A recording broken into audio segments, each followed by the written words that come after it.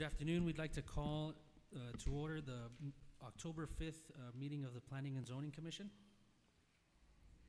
We'll move on to establishing quorum at 5:30. Good afternoon, everyone. Moving to item number 2, establishment of quorum. Mr. Andrew Arroyos. He is absent. Mr. Enrique Cisneros. Present. Mr. Ernest Gomez. Here. Mr. David Estrada. Here. Mr. Arturo Lafuente. He is absent. Ms. Julie Dominguez. Here. And Ms. Miriam Cruz. Here. We have quorum with 5 commissioners present. Moving on to item number 3, notice to the public, open forum. Ms. Rosie, do we have anyone that would like to speak? For public comment, no, ma'am. Thank you. We'd like to open forum at 5:31.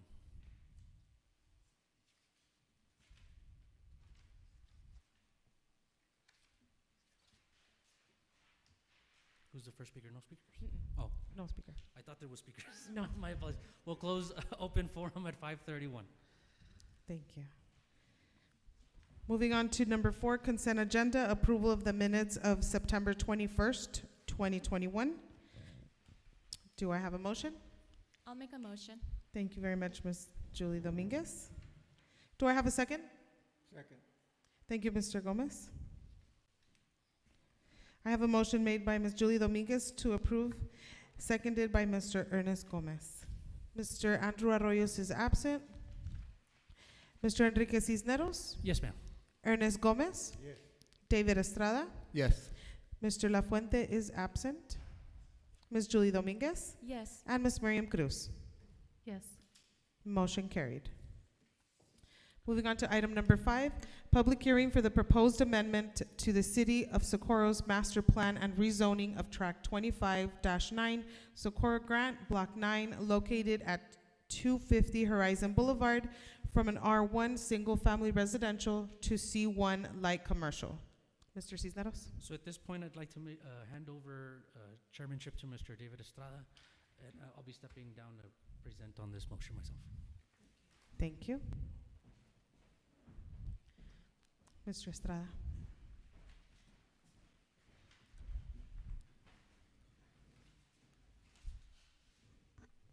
Open? Mhm. For the public hearing. Okay. We'd like to open for the public to speak on this item. No, time. 5:33. 5:33. Thank you so much. Chairman, Mr. Estrada, can I speak? Yes. I believe our rules dictate that a presentation is to commence before public hearing. So if Mr. Gallinar could do that now, I agree, yes. thank you. Happy to. Yeah. Is this for item 5 or item 6? It's still item 5. So good afternoon, Mr. Chair and Commissioners Carlos Gallinar with the Planning and Zoning Department. This is a rezoning for the property at 250 Horizon Boulevard. Next slide, please. Yes, next slide, please. Yeah, can you start the presentation?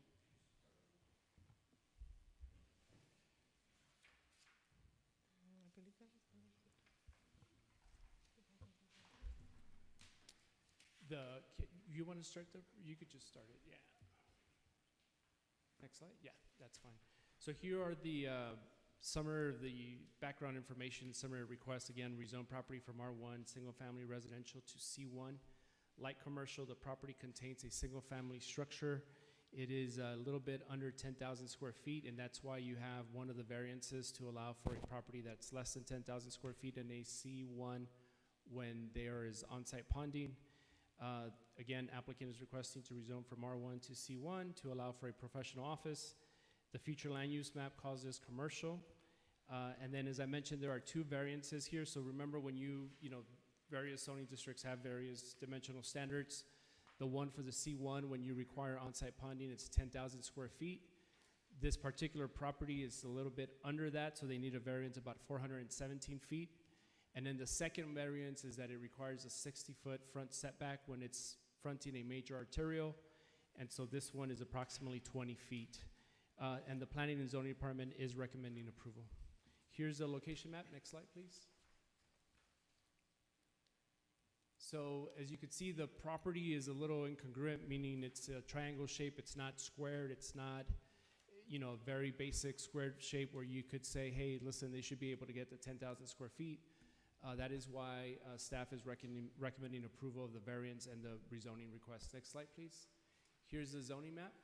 So currently R1, and then there's an M1, I believe, to the right, and then there's commercial to the across the street. So this is on Horizon Boulevard, a major arterial that is accustomed to commercial development. Next slide. Here's the property image. Next slide, you show the aerial. And then the next slide. A larger aerial that you all had requested to look at. And then I believe that is public notice. Next slide. We had one phone call, Judith, is that correct? Or one visit, a lady came in to visit Yes, sir. with just an inquiry, and we have received no opposition or no support for the case. And I believe that's it, and I'm happy to answer any questions. What is the change to? What do they plan on making? Building? Professional officer.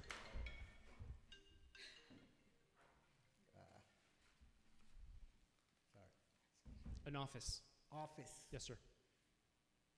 Using the same building? Or Yes, they- sir. Oh, okay.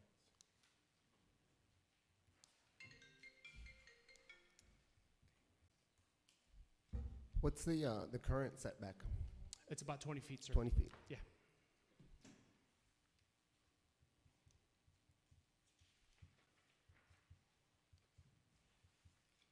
What year was the structure built?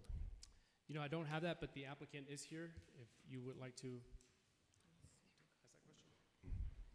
Good afternoon, Mr. Chair and Commissioners.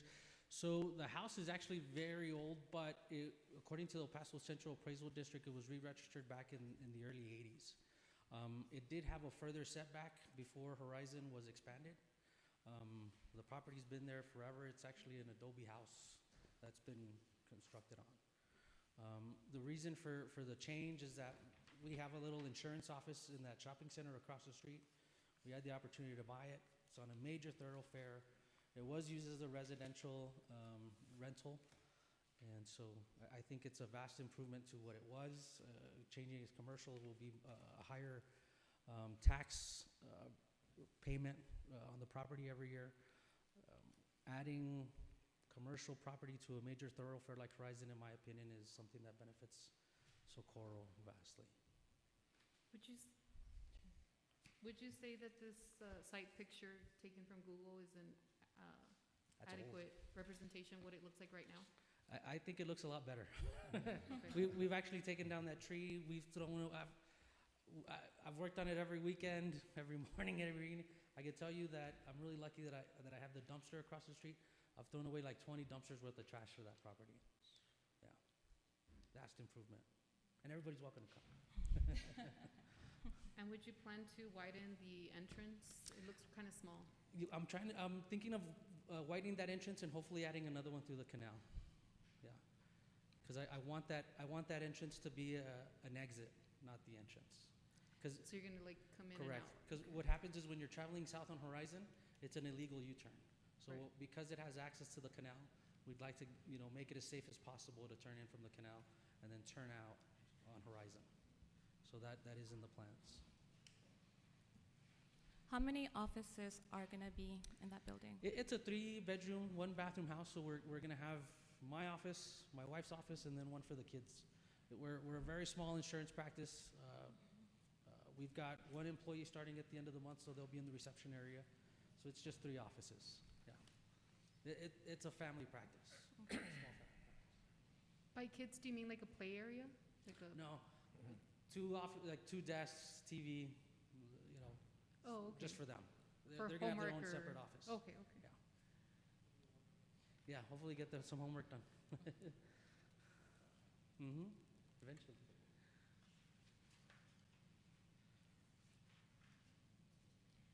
Have you done any like engineering or anything like that regarding like parking We are actually in talks and contracting with Ray Engineering to get all that done. Not only the parking, but also the on-site ponding. On-site. Yes, sir. Yes, sir. And we'll have to get that all approved once we change our business contract or our business permit from 251 Horizon to 250. So we'll have to go through that process and get that approved. This area back here, it Mhm. looks, I can't tell what it is. Is that gonna be gone or? That's all gone. Okay, Yeah, all those structures, there was a chicken pen, there was That's kinda what a it horse looked like. pen, there was an oil container, trash, a lot of stuff.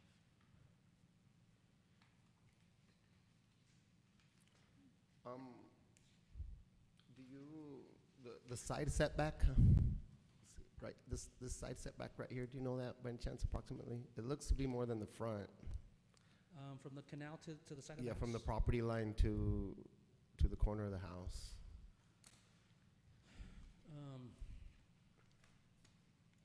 From the property to the side of the house, it varies, because again, it is a pizza-shaped property, right? Yeah, so at its shortest point, what At do its you think it shortest is? point, Yeah. Probably, if I had to guess, I'm an insurance agent by trade, so I could, eye it real well. I'd say somewhere between 25 and 30 feet. 25 and 30.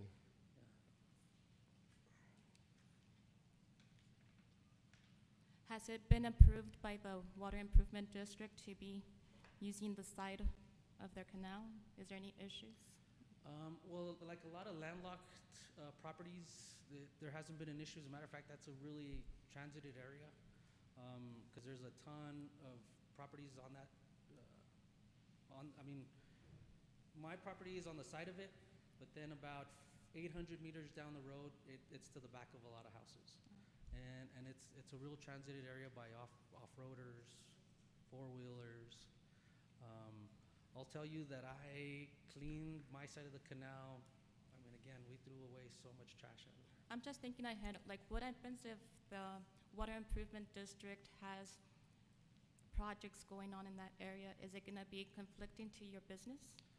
I'm sure that we'll have to work around them. We're just a little insurance office, Mhm. and so we'll always have to play second fiddle to them, Okay, Yeah. great. without a doubt.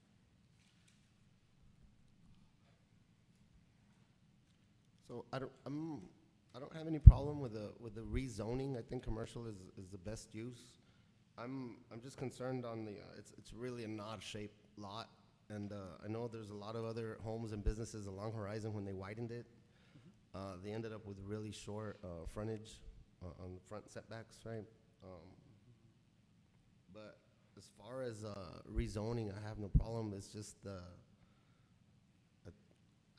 I just can't foresee, I guess, the hurdles that are coming as far as getting everything approved Yeah. further down the line. No, we're again, it was an opportunity that we just couldn't turn down. We're right across the street.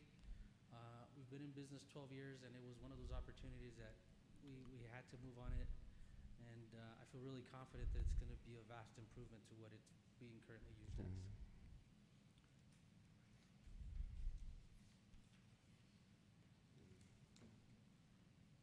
What about the side setback on the other side, the short side, this side right here?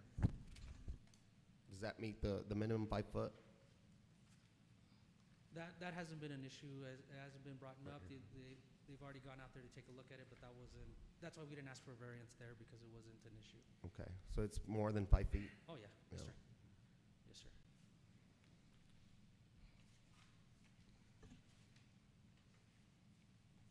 Is everyone else good? Any questions? No. What about public comment at this time? We have public hearing.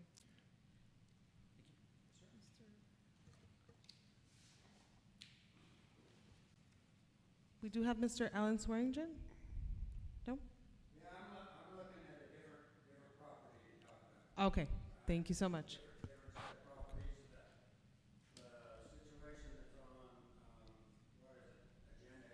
Okay, thank you so much. If there's no further questions, I'd like to make the motion to approve. I second. We're on item 5. We're still on item 5. Oh,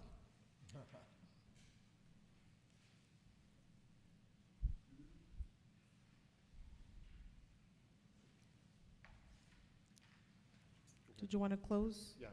We can close. Time is 5:45. Thank you so much.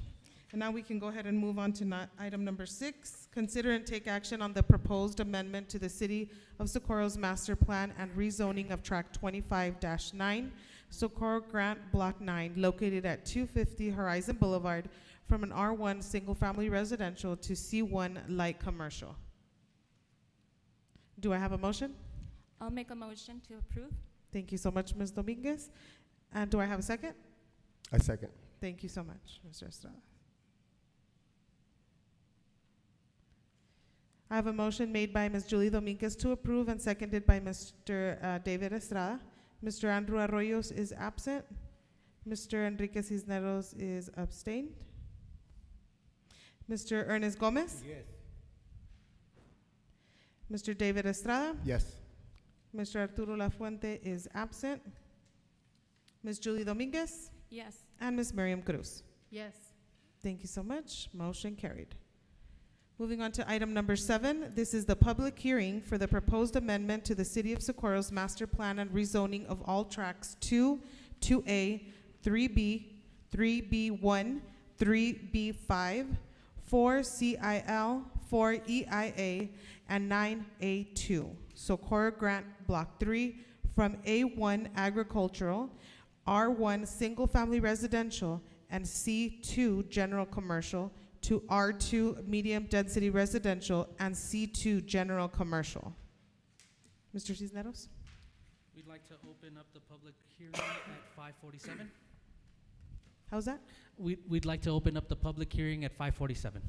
Thank you so much. Any speakers? We do have 2 speakers. Can we listen to what he's got as far as a proposal on what he's looking at before we ask any questions? Because he might be able to answer a lot of the things we've got questions on. If he's got a proposal to come in there and show us exactly what they're looking at, it may clear up a lot of muddy water. So what we'll do, if it's okay, what we'll do is we'll close public hearing, we'll do the presentation, and we'll make a motion to open it up again. However you like, sir. Very good. So Well, we'll, I think our rules dictate that during public hearing, we do have a presentation, so I don't think we have to close it. well, we've done it in the past where we've been able to open up public hearing against if there have been more questions in the past. That's what we've done in the previous. And then we also have 2 speakers on the line. Very good. I guess so we'll go with the speakers first. You're the chair, sir. However you like. Mr. Serna, you have I think, the floor. Very good. My name is Steve.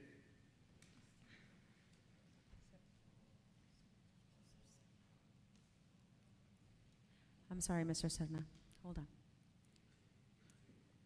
Go ahead. We'll let the 2 speakers on the phone, and then we'll close public hearing and open it up again. Mr. Cisneros, as a previous constituent, I always prefer to listen to the presentation, just like the gentleman said, because I find it helpful. And the speakers may be able to may have more questions afterwards. So which one was the objection, that we do the presentation first or the public hearing first? No, that we allow the presentation as our rules dictate that we allow. But this is for public hearing. Right. So we'll do the public hearing first, and then we can open up the consideration and take action, and then we could do the public hearing again, if they have continuing questions. Does that make sense? It does, but then we'd have to make a rule to allow an exception, and we have to vote on that, and Let me just ask one question before we get started on this. Hold on, sir. Hold on. I'm just stating the rules as they are in our ordinance. Well, but which rules are you addressing? Because we're on item 7, and item 7 is the public hearing. Right, in the ordinance, it allows for a presentation to be done before public hearing. Okay. Or during public hearing. So So just like what we did right now, he Uh-huh. presented during public hearing, and Oh. then we allowed. we did that because there wasn't anybody signed up for public hearing. But in order to move on, let's go ahead and do that and let Mr., who's here for item number 7? If you want to do the presentation, then we'll go to public hearing at the end. Sir, I'm happy to. Let's go ahead. You're ready 'cause for me? It Yeah. feels like we're Okay, getting great. objection. Sure. Let's go with that first. Again, Carlos Gallinad, this is another rezoning application a little bit further up north on Horizon Boulevard. Can we pull up the presentation, please?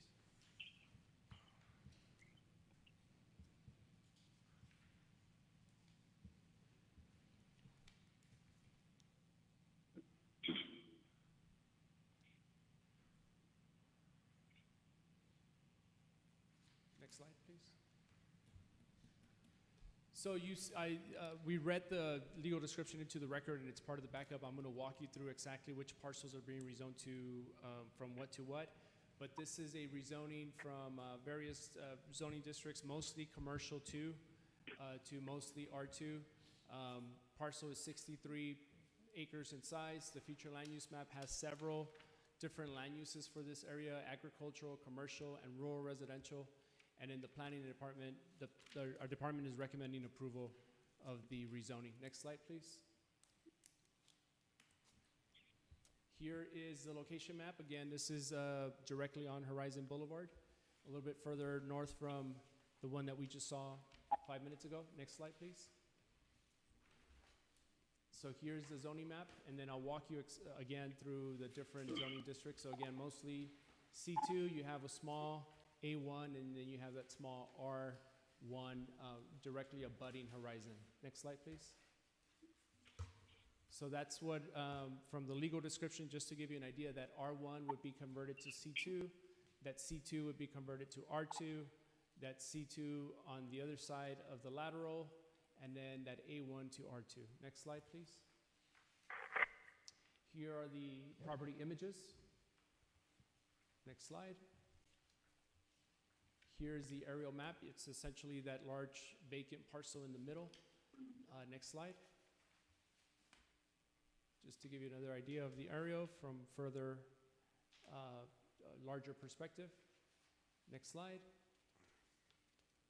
Public notices went out, and on this one we did get another inquiry and no opposition or no support. Next slide, please. And then here's the general plan. There is some, not sure why that turned out that way, but essentially,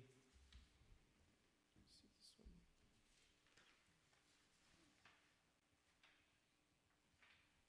one. Essentially, there is 2 commercial lots fronting Horizon, and then you have the residential lots on that larger parcel of the C2. It's turned upside down. I'm not exactly sure. My presentation has it right side up, yeah. But that's the general plan. And again, the rezoning is for this area, and I'm happy to answer any questions. Any questions? Go ahead, Ms. Cruz. Can you go back to maybe 3 or 4 slides before? A couple more. One more. That one. So the top part that is abutting Horizon, they're not asking for that to be commercial, the red part? It's only the outlined in blue. It's only the parcels outlined in blue. So that other commercial that's in the red is not part of this application. Right, so inside of the blue, the part abutting Horizon, Yes, ma'am. they're not gonna No. zone that C2. No, all of it would be C2 to R2. And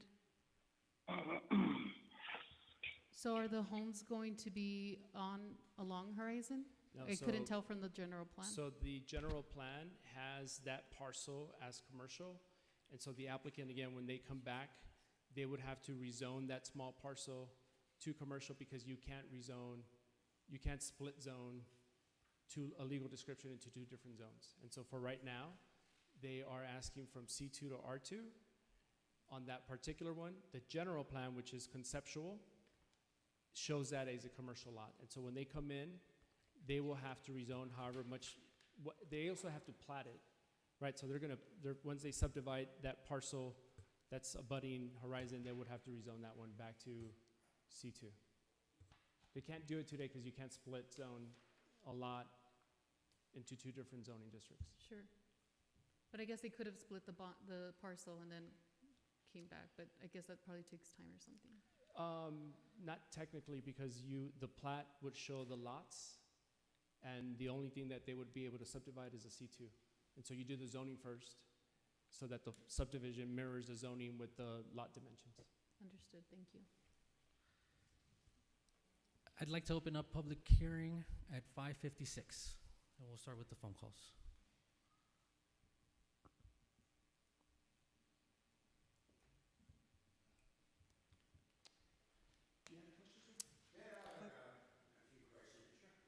Just as a point of clarification, nobody's on the phone anymore?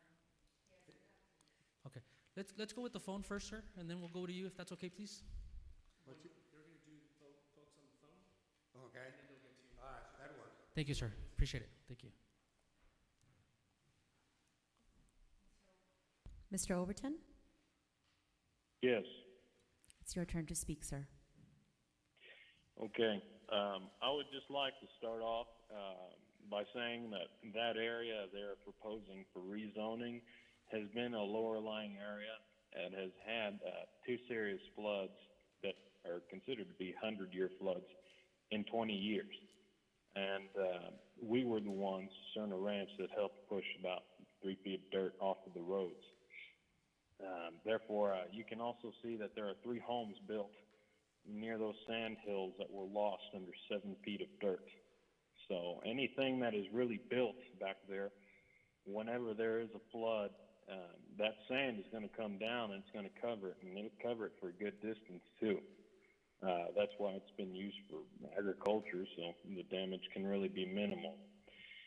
This rezoning, and with people living here, this sandhill area behind all of our ranches, it allows for a lot of illegal activity to take place. Now, there have been times I've had to find myself where I was trying to find an animal or something back there. There are already people back there that shouldn't be there, and I think this would only escalate the problem. I mean, we here as the ranchers and the farmers, we always try to be law-abiding citizens that always try to uphold the law and do the best that we can, but I think that this is only going to escalate the problem, and will also escalate the problems of people snooping on our properties. There have been people that have thrown rocks at our horses, at our animals, and it's just not appreciated, and I think that we would have to build higher fences in order to keep people and things like that out, and I don't think that's a solution we should pay for, because we were grandfathered in. And also our roads, Burt Road and Range War, it's barely supporting the traffic we have now. We have machinery coming up and down for agricultural purposes. Granted, they're not semis, but it still takes up quite a bit of space. And I think it's going to not only cause complaints for traffic, but it can also cause complaints of noise, because there is going to be tractors running around the clock sometimes when harvesting or when we need to cut. And I think that another complaint you all would get is that the smell of the animals or the noise that they make from the residents or the tenants of the properties in the commercial aspects. And I think that's a complaint y'all are going to get, and y'all can't really do that much about, because we were there on the land first, and it has always historically been an agricultural area. There are plenty of places around Socorro for developing. This does not have to be one of them, because what really happens is developers come in and they build houses and these commercial buildings. They make their money and then they leave. Thank you so And much, we're Mr. stuck with the Overton. problem. Unfortunately, your 3 minutes are up, but we thank you so much for your input.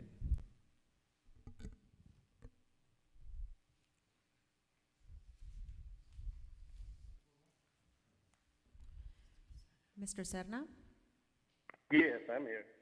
it's your turn, sir. Very good, thank you. Some of my concerns are that this agricultural land that you propose to build on will be gone. Next, this will further aggravate existing traffic congestion at Horizon and North Loop. It's already pretty busy north and south of Horizon. I strongly believe that the city of Horizon has always been short-funded, short-staffed in all areas of city maintenance, police force, fire department, et cetera, to service and maintain the city. So I believe that this rezone proposal will only further contribute to similar problems. Another concern I would have is flooding, similar to what was already mentioned. I would think that maybe everyone back there would pretty much be obligated to acquire flood certificates, because that is a lower lying area, and I think the city of Socorro has done good with ponding areas, ponding sites over the years because of the flooding. We're still really way behind, and I think that would be a serious concern back there. Still, I don't have any issues with commercial rezoning along north-south Horizon on either side, but not back in there. I think there's going to be some problems with congestion back there and building back there. That's kind of all I have to say on that. Thank you so much, Mr. Serna.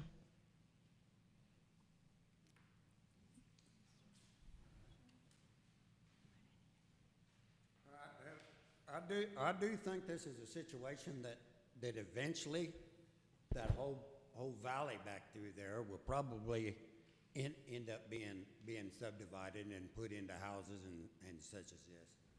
But I don't think right now is a time that we have the support from the city of Socorro. We don't have the support from DOT to come in there and bring in any type of access into this area.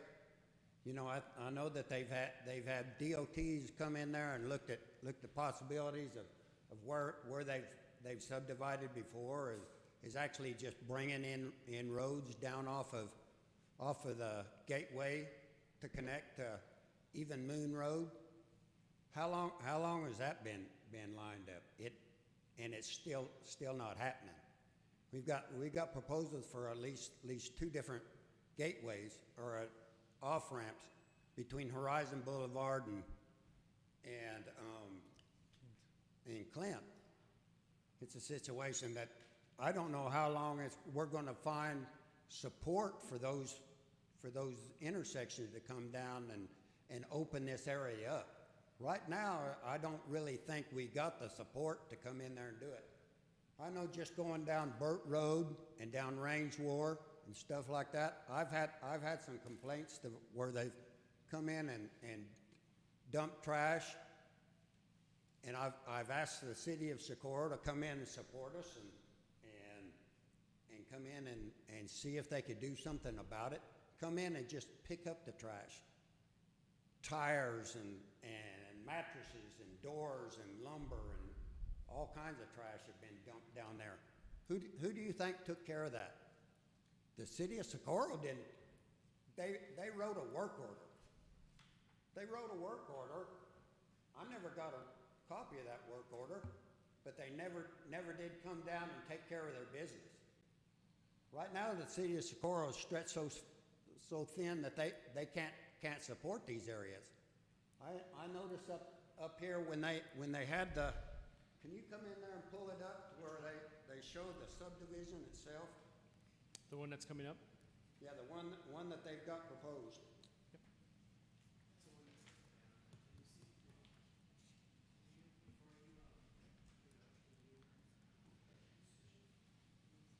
I don't think this is a.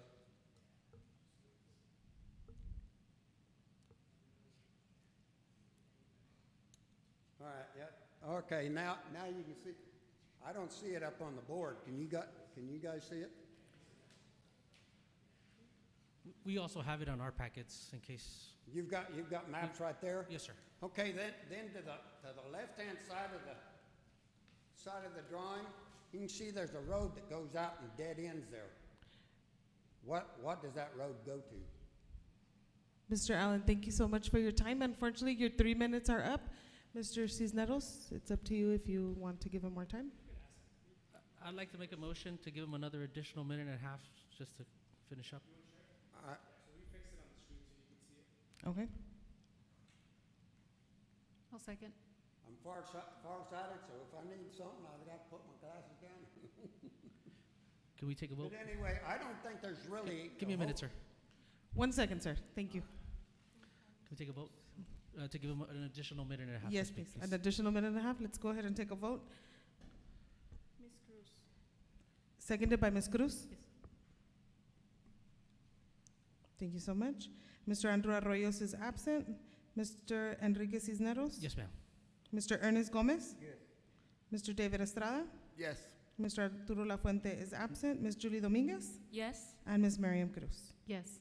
Motion approved. For a minute and a half, correct? Yes, ma'am. Go ahead, sir. Okay, go ahead. We've got a couple roads here that ended up, I think the way this looks, there's one access over going into Horizon Boulevard, and then we got another access that's going into a dead-end property. And then we got another access that's going into another property that they haven't got any access to. So I don't think that's a situation that's been resolved yet. They've got a master plan here, but they're not going nowhere. Okay. Then we've got the situation, we've got irrigation ditches in there. If they've got control of these properties, who's gonna maintain these irrigation ditches? These irrigation ditches aren't controlled by the Lower Valley Water District. They're basically private ditches right now, and they're going across city properties.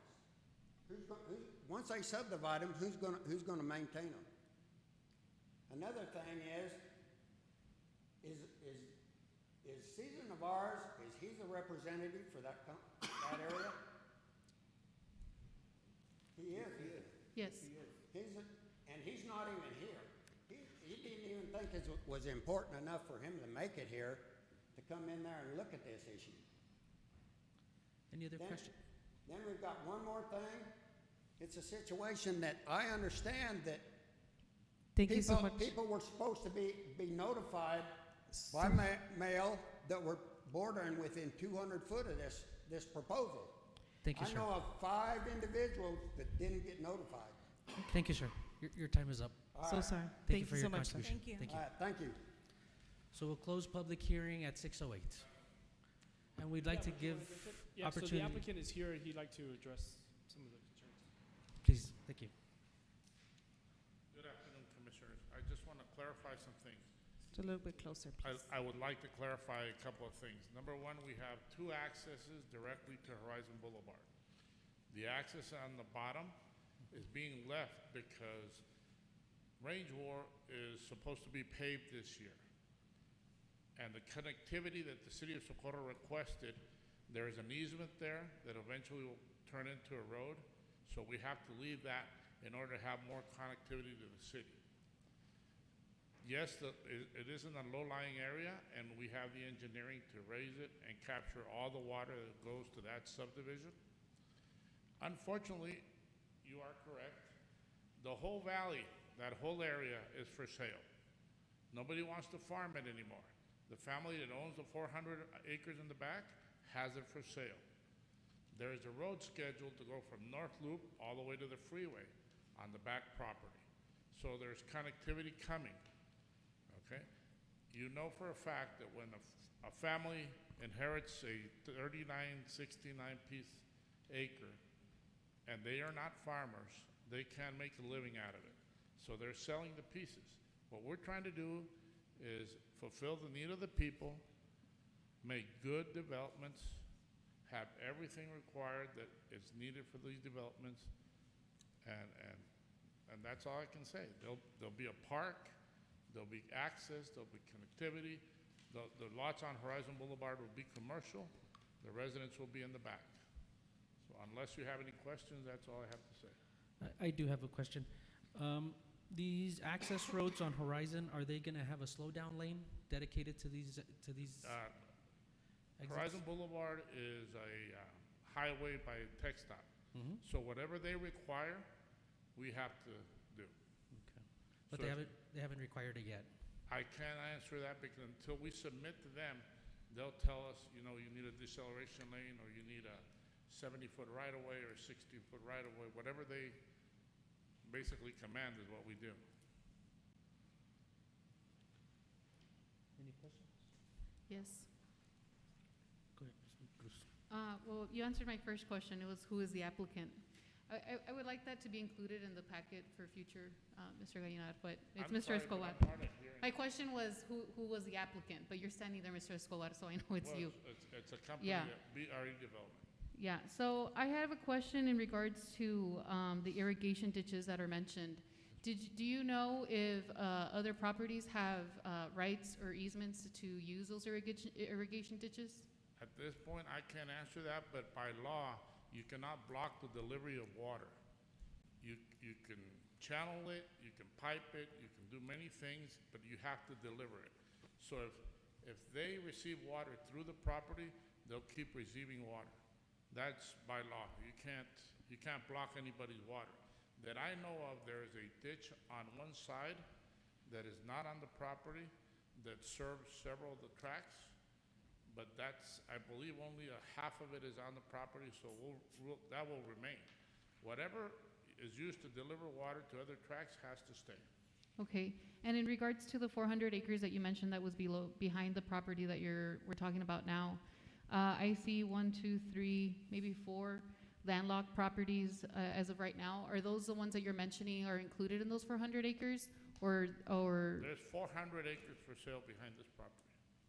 Right, and so are those landlocked properties as they're subdivided on the Socorro, on our City of Socorro zoning map that's available online? Are those the ones that you're talking about? No, there's nothing that's landlocked. Everybody has access down to North Loop, so I didn't say anything about landlocked. No, I know said you didn't, but I'm looking at them and I'm telling the you that one- they're if- landlocked. If you go up Thunder Road, there is a little easement that eventually should become a road. So that's why we're leaving that connectivity. You said Burt Road? I think it's Thunder. Thunder. I don't know the names. I think you mean Burt. Okay, Thunder's on the other side. okay. Just a minute, sir. We'll Okay. Well, and I guess my other concern would be, you're saying that the water needs to be allowed to flow if people do have rights to them. But then my concern would be about flooding. Obviously, this is an area where it drops down, and you're talking about raising the area, but sometimes. We cannot build a lot that is in the flood zone. We cannot sell it, they cannot build on it. So the engineering will be done, the property will be built according to proper engineering that will be outside the flood zone. Okay, and this is a question for Mr. Gallinar. The flood zone that we're talking about is a 1991 flood plan. Do we have an updated one? We're doing 'Cause the there's- updated ones. I'm talking to Mr. Gallinar in regards to the flood plan that was presented to us today. No, ma'am, that's what we have. Okay, thank you. Those are my questions for now. Any other questions? How many lots will you be proposing approximately? I know you had to ask that, I have no idea, sir. Okay. I think it's 197 on the phase one. About 197 approximately. Yes, sir. Okay. And back to the ditches, that ditch that's there, I don't believe that's an irrigation ditch where it's an irrigation ditch. This is water for families, for ranchers. So the whole property is irrigated through ditches, but I don't know which ones connect to the side properties, but whatever transfers water to any other property has to be maintained. And so the gentleman earlier said that it's private property. Those ditches are on private property right now? The irrigation ditch? Some do, some don't. Some do, some don't. Yeah. And, okay. So I understand what you're saying, that you can't obstruct the water and so on. I'm just trying to figure out, I guess, are they easements on lots that you'll be selling? No, if you have a delivery system, you have the right to move it, channelize it, or pipe it, as long as you deliver the same amount of water. So sometimes it's easier to go through a side, through an easement, but you have to basically do whatever you need to do to maintain the system. Okay, and I'm assuming this parcel has water rights right now, but once they sell to builders or so on, it won't retain any type of water rights or anything. Once you lease the water rights, the Lower Valley Water has to maintain the ditches. The Lower Valley Water, once you lease them, you as the owner. Okay. I'm good, thank you. And the all the new properties that you're developing are gonna be at least 6,000 plus square feet, is what you're I'm hoping sorry, for? but That all the properties that you're developing are gonna be over the 6,000 minimum square feet per lot? these are all gonna be 6,000 I have or another larger. question. Mr. Escobar, why not rezone to R1? Why not do an R1? Because that's not what the market right now is asking for, man. Can you speak into the microphone? Sorry. That's not what the market is asking for right now, man. Okay. And Mr. Gallinard, this is a question for you. But can you confirm that? Can you confirm that according to our comprehensive master plan on page 39? Yep. The future land use of this is agriculture and not residential? So, Ms. Cruz, I cannot confirm that, and let me tell you why. The map that so what I put on the staff report, and I'll go back to it, it's on the first slide. So what I put on the staff report is agricultural, commercial, and rural residential. And let me tell you why I cannot confirm that, because the map that I have is not very legible, if I'm being quite honest, and it's, I don't have one. I have a digital copy, and so I try my best to try to zoom in. Right. The digital copy is online. Yep, that's where I got it. And it's, Okay. unless you could have better eyesight than I do and can very distinctly Well, the color legible gives it away. What's that? The color gives it away. Yeah, again, I tried my hardest, and so it is based on the tools that I have, it is I would feel comfortable saying that this is what the future land use says based on the colors. So there's a combination of colors in that sort of general area. And again, agricultural, commercial, and rural residential. And then let me also just say one last thing. The property today is zone C2. And so in looking at our analysis, right, the property owner can today, if he wanted to, pull building permits for commercial development, high commercial development. And so that is also part of the equation, right? Do you go from C2 to R2 and combination of smaller C1s? And that's sort of part of the land use sort of scenario that we sort of calculate in looking at the complete picture of the application.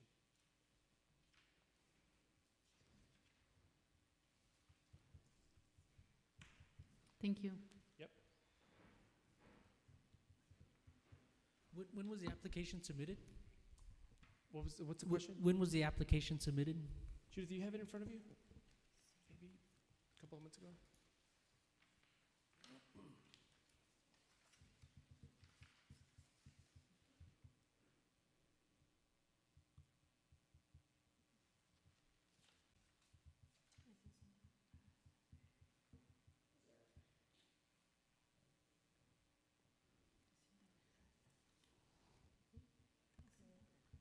Unfortunately, we don't have that information because it's in the system.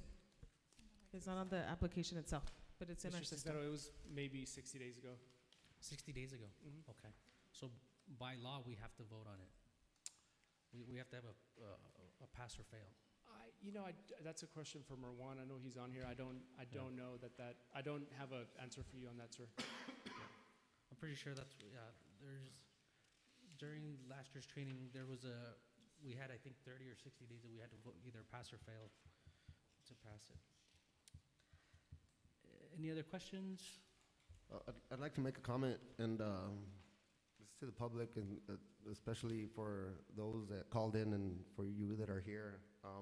There's a reference a while ago, I'm not sure who made it, but fortunately or unfortunately, we see this a lot, and a lot of the farmland is being rezoned.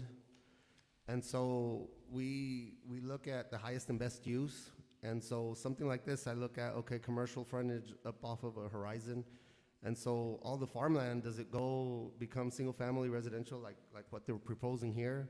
Or will it be apartments or light industrial or heavy industrial trucking? This is a big trucking town.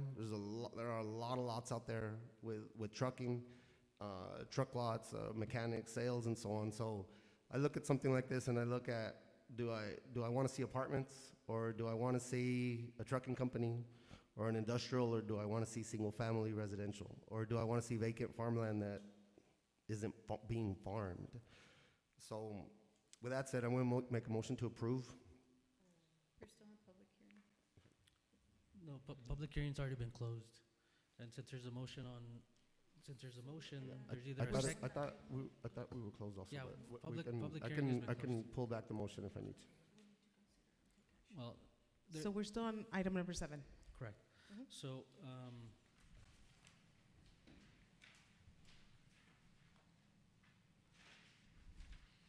which would mean that we would want We would need to move on to item number 8. to move on to number 8. Okay. There was a speaker on the floor that wanted some more time. Does anybody want to make a motion to give him more time? Who wanted the more time? The gentleman that spoke earlier, He needs more time, let's give him more time. how much?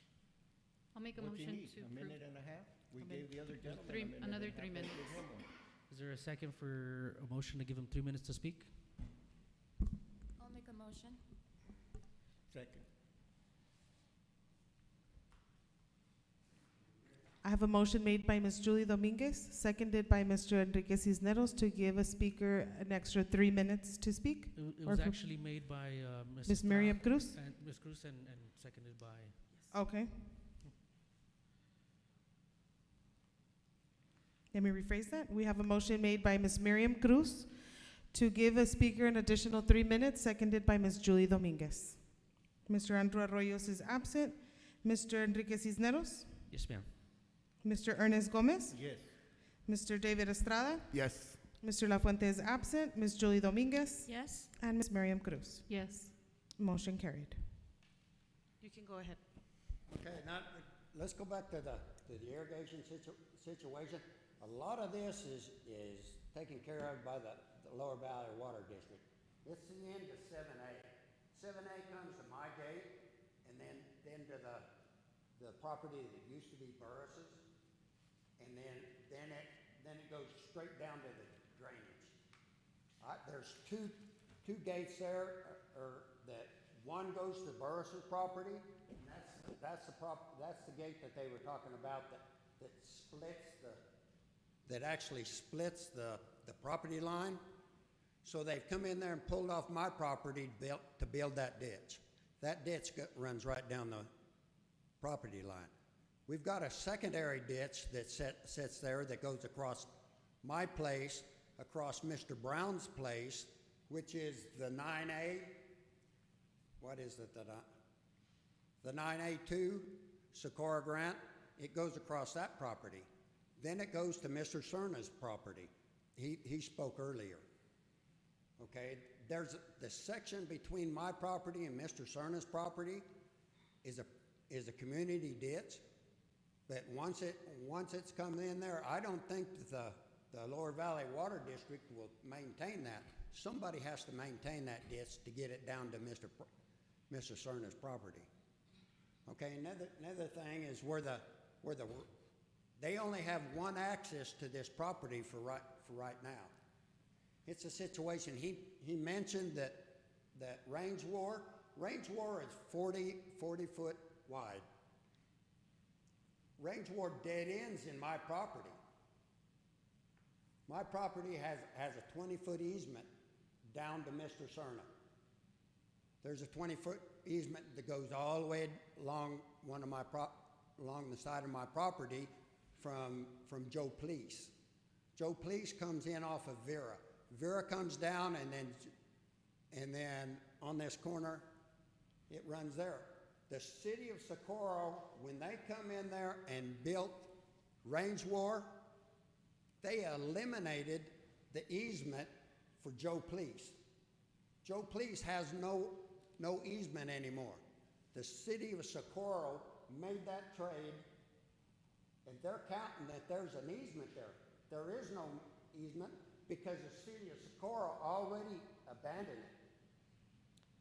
They traded it for Range War. Range War's 40-foot wide.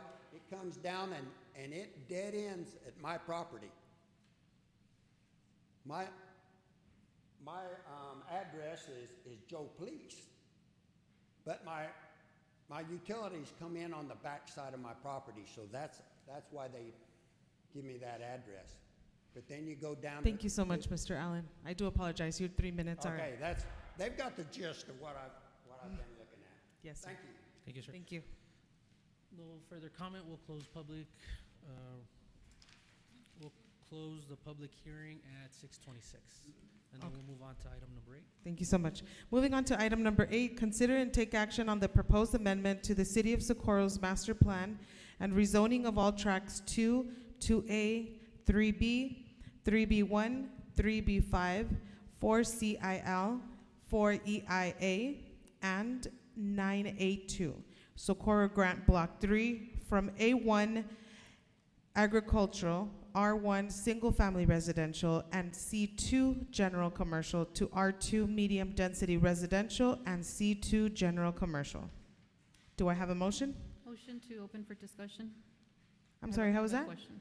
Motion to open for discussion, It's open. Thank you so much. Go to ahead. discuss. There's not a motion to vote for or against it. It's automatically open. Great, thank you. Can I ask one question? Yes, ma'am. Go ahead. Mr. Aynet, I know that usually when there is either a plat approval or whatnot, a traffic control analysis is done and presented to staff.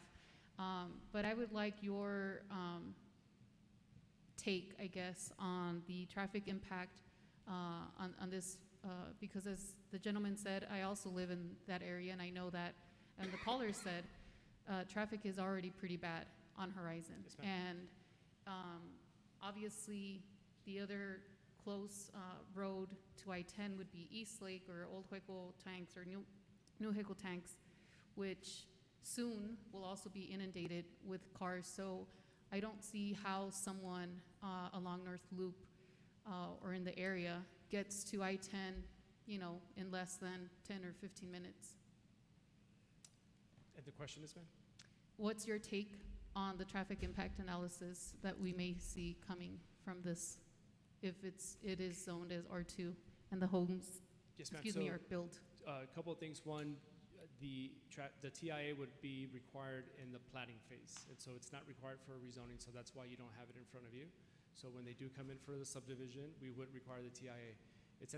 And the reason why you would do that is because if you do need to mitigate the traffic concerns, as Mr. Cisneros mentioned, can they have a leave space for a decel lane?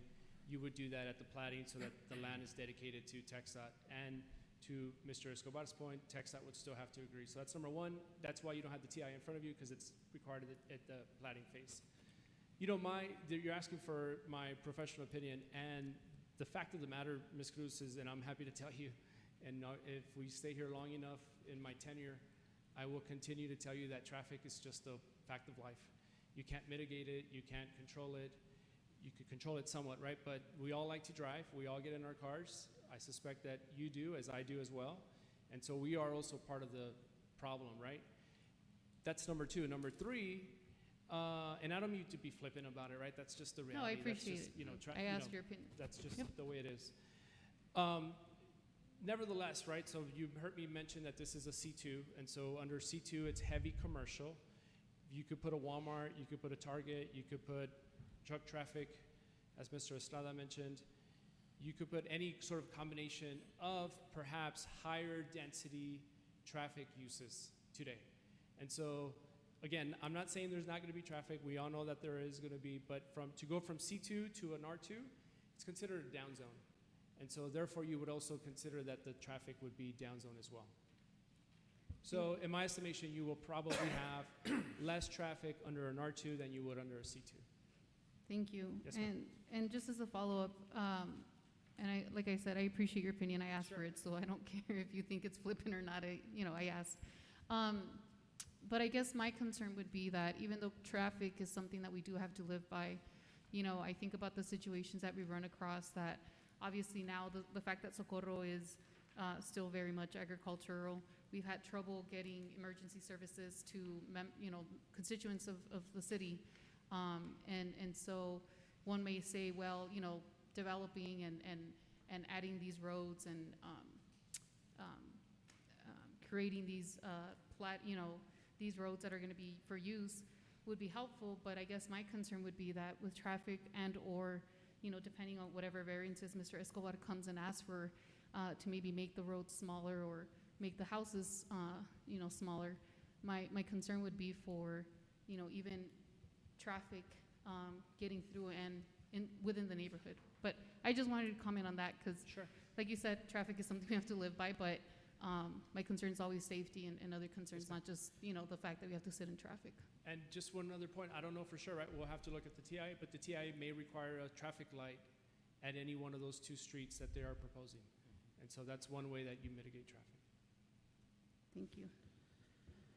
I did want to say I'm very appreciative of the people that came and spoke, not only in person but on the phone.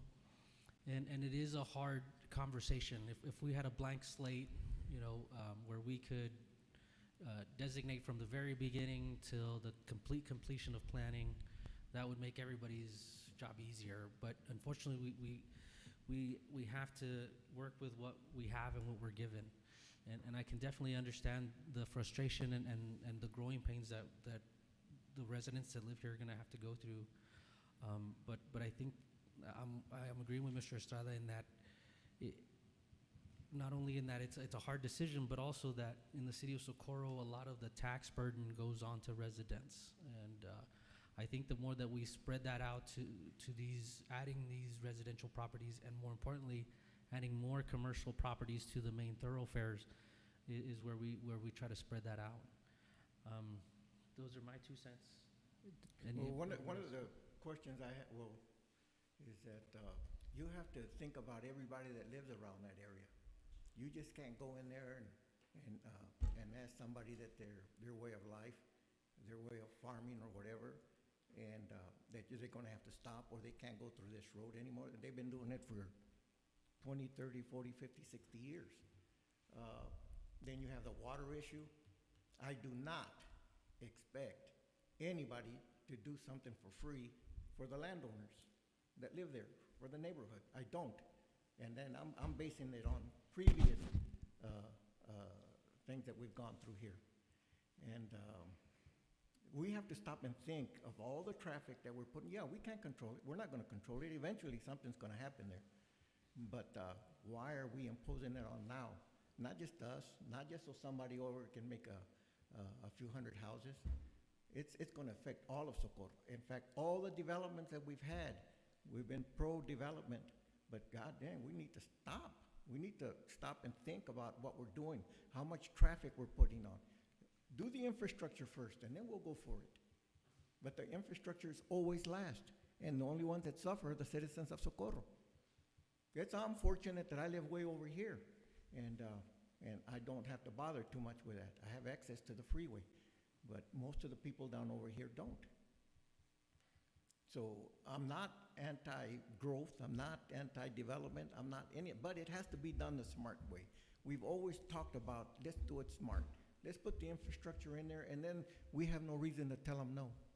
Work out the details that you have with the farmers, with the residents, with the water, with all the problems that are coming through, with the flooding coming from up there all the way down. Then we can, hey, let's go for it. Something was done.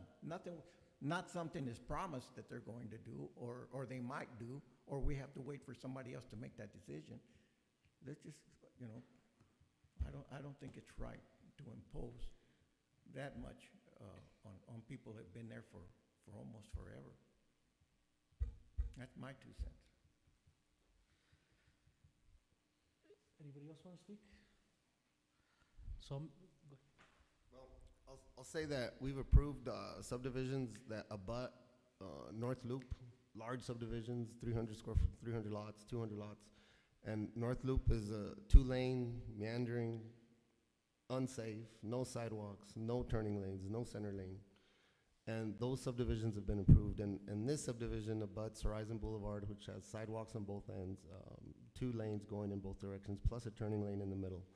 I think that this subdivision has more infrastructure already in place when we compare it to subdivisions along North Loop that have absolutely no infrastructure.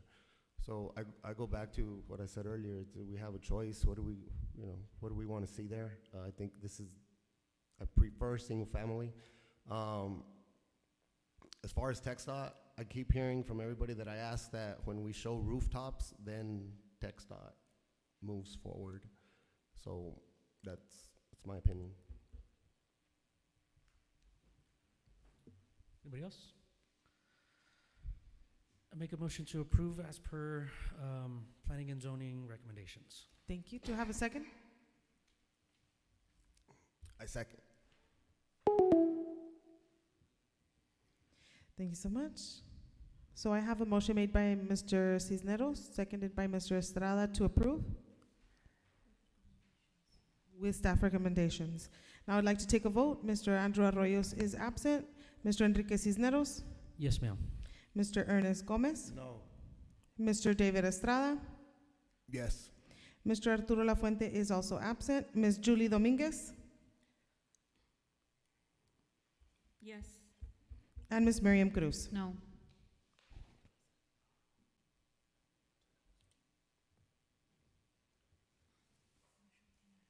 It's 3-2, I believe. Motion denied.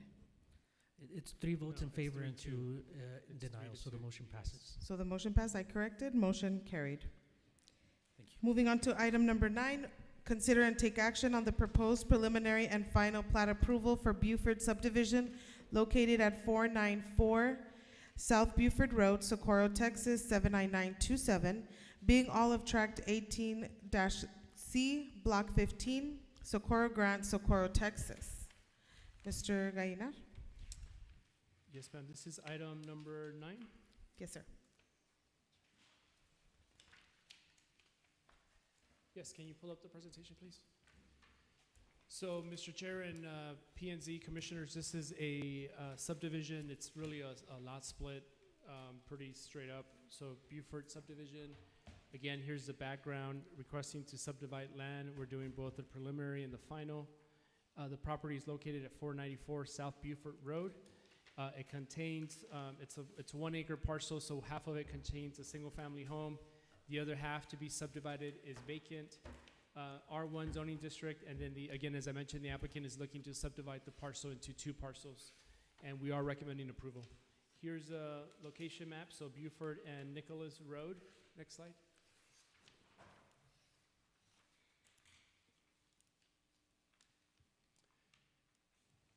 So here's, did you catch the location map? You want to go back to it, Rosie? Yep, so here's the location map, again, Buford and Nicholas Road. The zoning map is next. And is, I need to pause everybody. The Google phone disconnected, so I need to Okay, reconnect sure. it. Is that okay? Go ahead.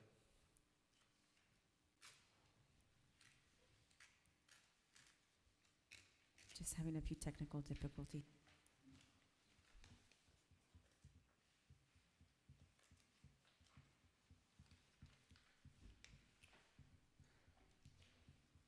Welcome and thank you for choosing freeconferencecall.com. You're helping people around the world communicate for free. Please enter your access code followed by the pound or hash sign.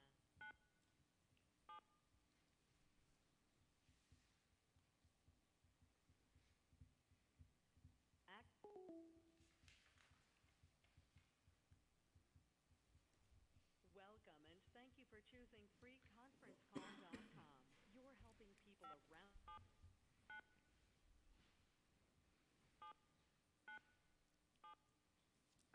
If you are the host, press star now. Otherwise, please enter your PIN followed.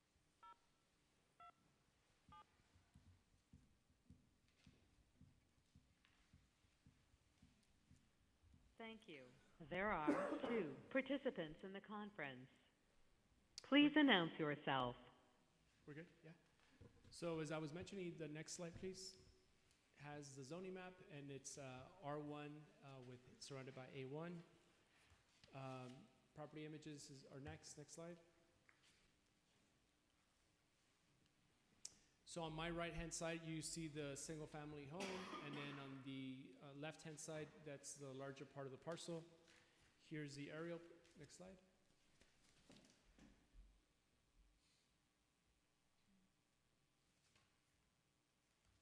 And the next slide.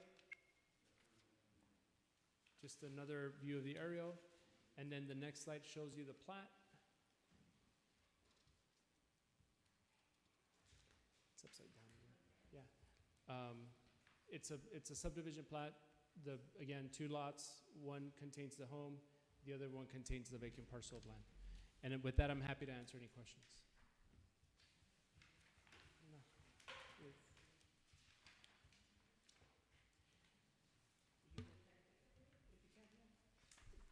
And then if you, while we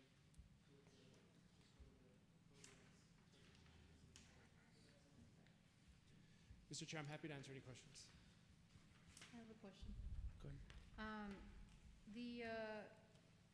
Once it's split, are they splitting right down the middle type of thing?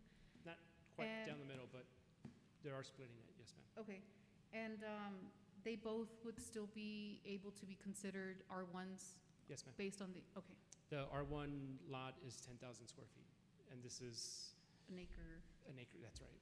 So splitting, what's an acre, what's a half? 43,560. Okay, perfect. Thank you so much. Yes, ma'am.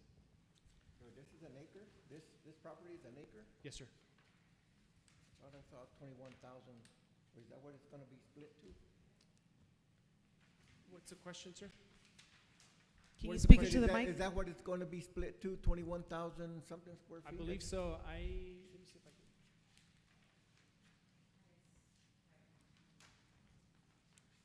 Yeah, I have it here. Give me 1 minute. One will be, if I'm reading it correctly, one will be Property area 23,000 here, okay, and the other one will be 16,000. The other one would be 18,418 square feet. And then the other one would be about 25,000 square feet.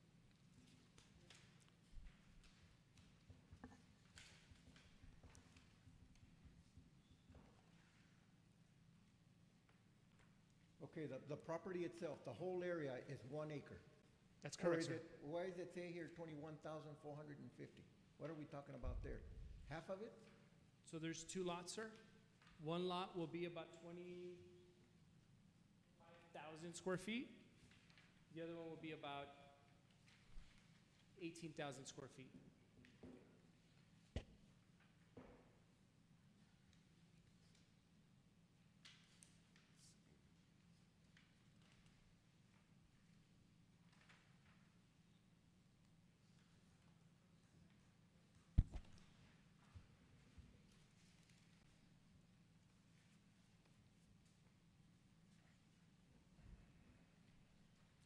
Any other questions?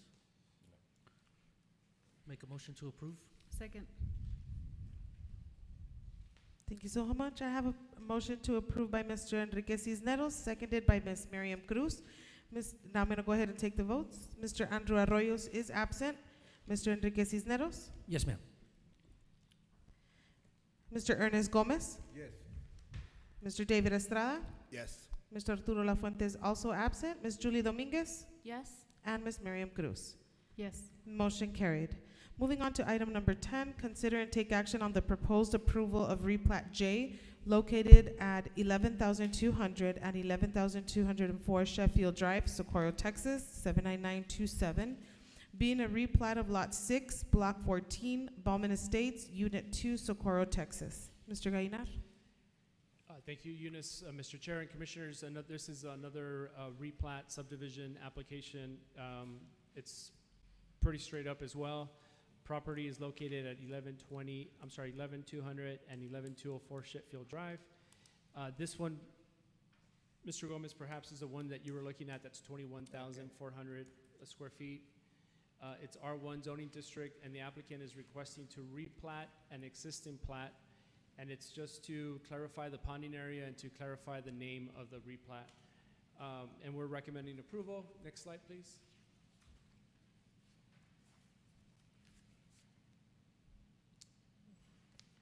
Next slide. Location map, I'm sorry, here's Sheffield and Rankin. Next slide. Zoning district is R1. Here's the property image, currently vacant. Next slide. There's the aerial. Next slide, please. Larger view of the aerial. Next slide. And there's the replat again. It's right now that's the replat K and the replat J, which is in front of you. Next slide. It's just changing the ponding areas from the L shape to the back of the lot. And then it would be replat J if approved. And with that, I'm happy to answer any questions.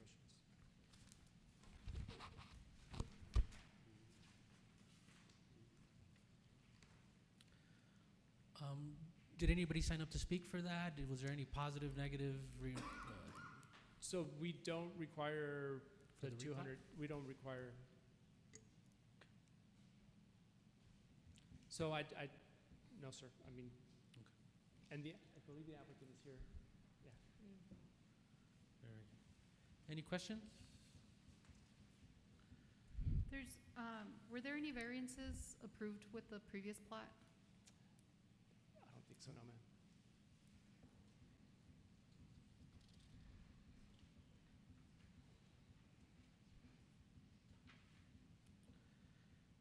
Any questions? Is there a motion on the floor? I'd like to ask the applicant a question. Go ahead. Is that you, sir? I was just wondering, I can see maybe, I can imagine maybe why you would want to replat to the on-site ponding. It kind of makes more sense. Is that why, or was there like a structural issue or some other types of issues that we don't know about? Yeah, we just wanted more room in the lot, so we moved the. So we'll scoot it to the ponding back and then you have more space in front. Okay, perfect, thank you. I'd like to make a motion to approve. Is there a second? Second. First, second. I'm sorry. Seconded, okay.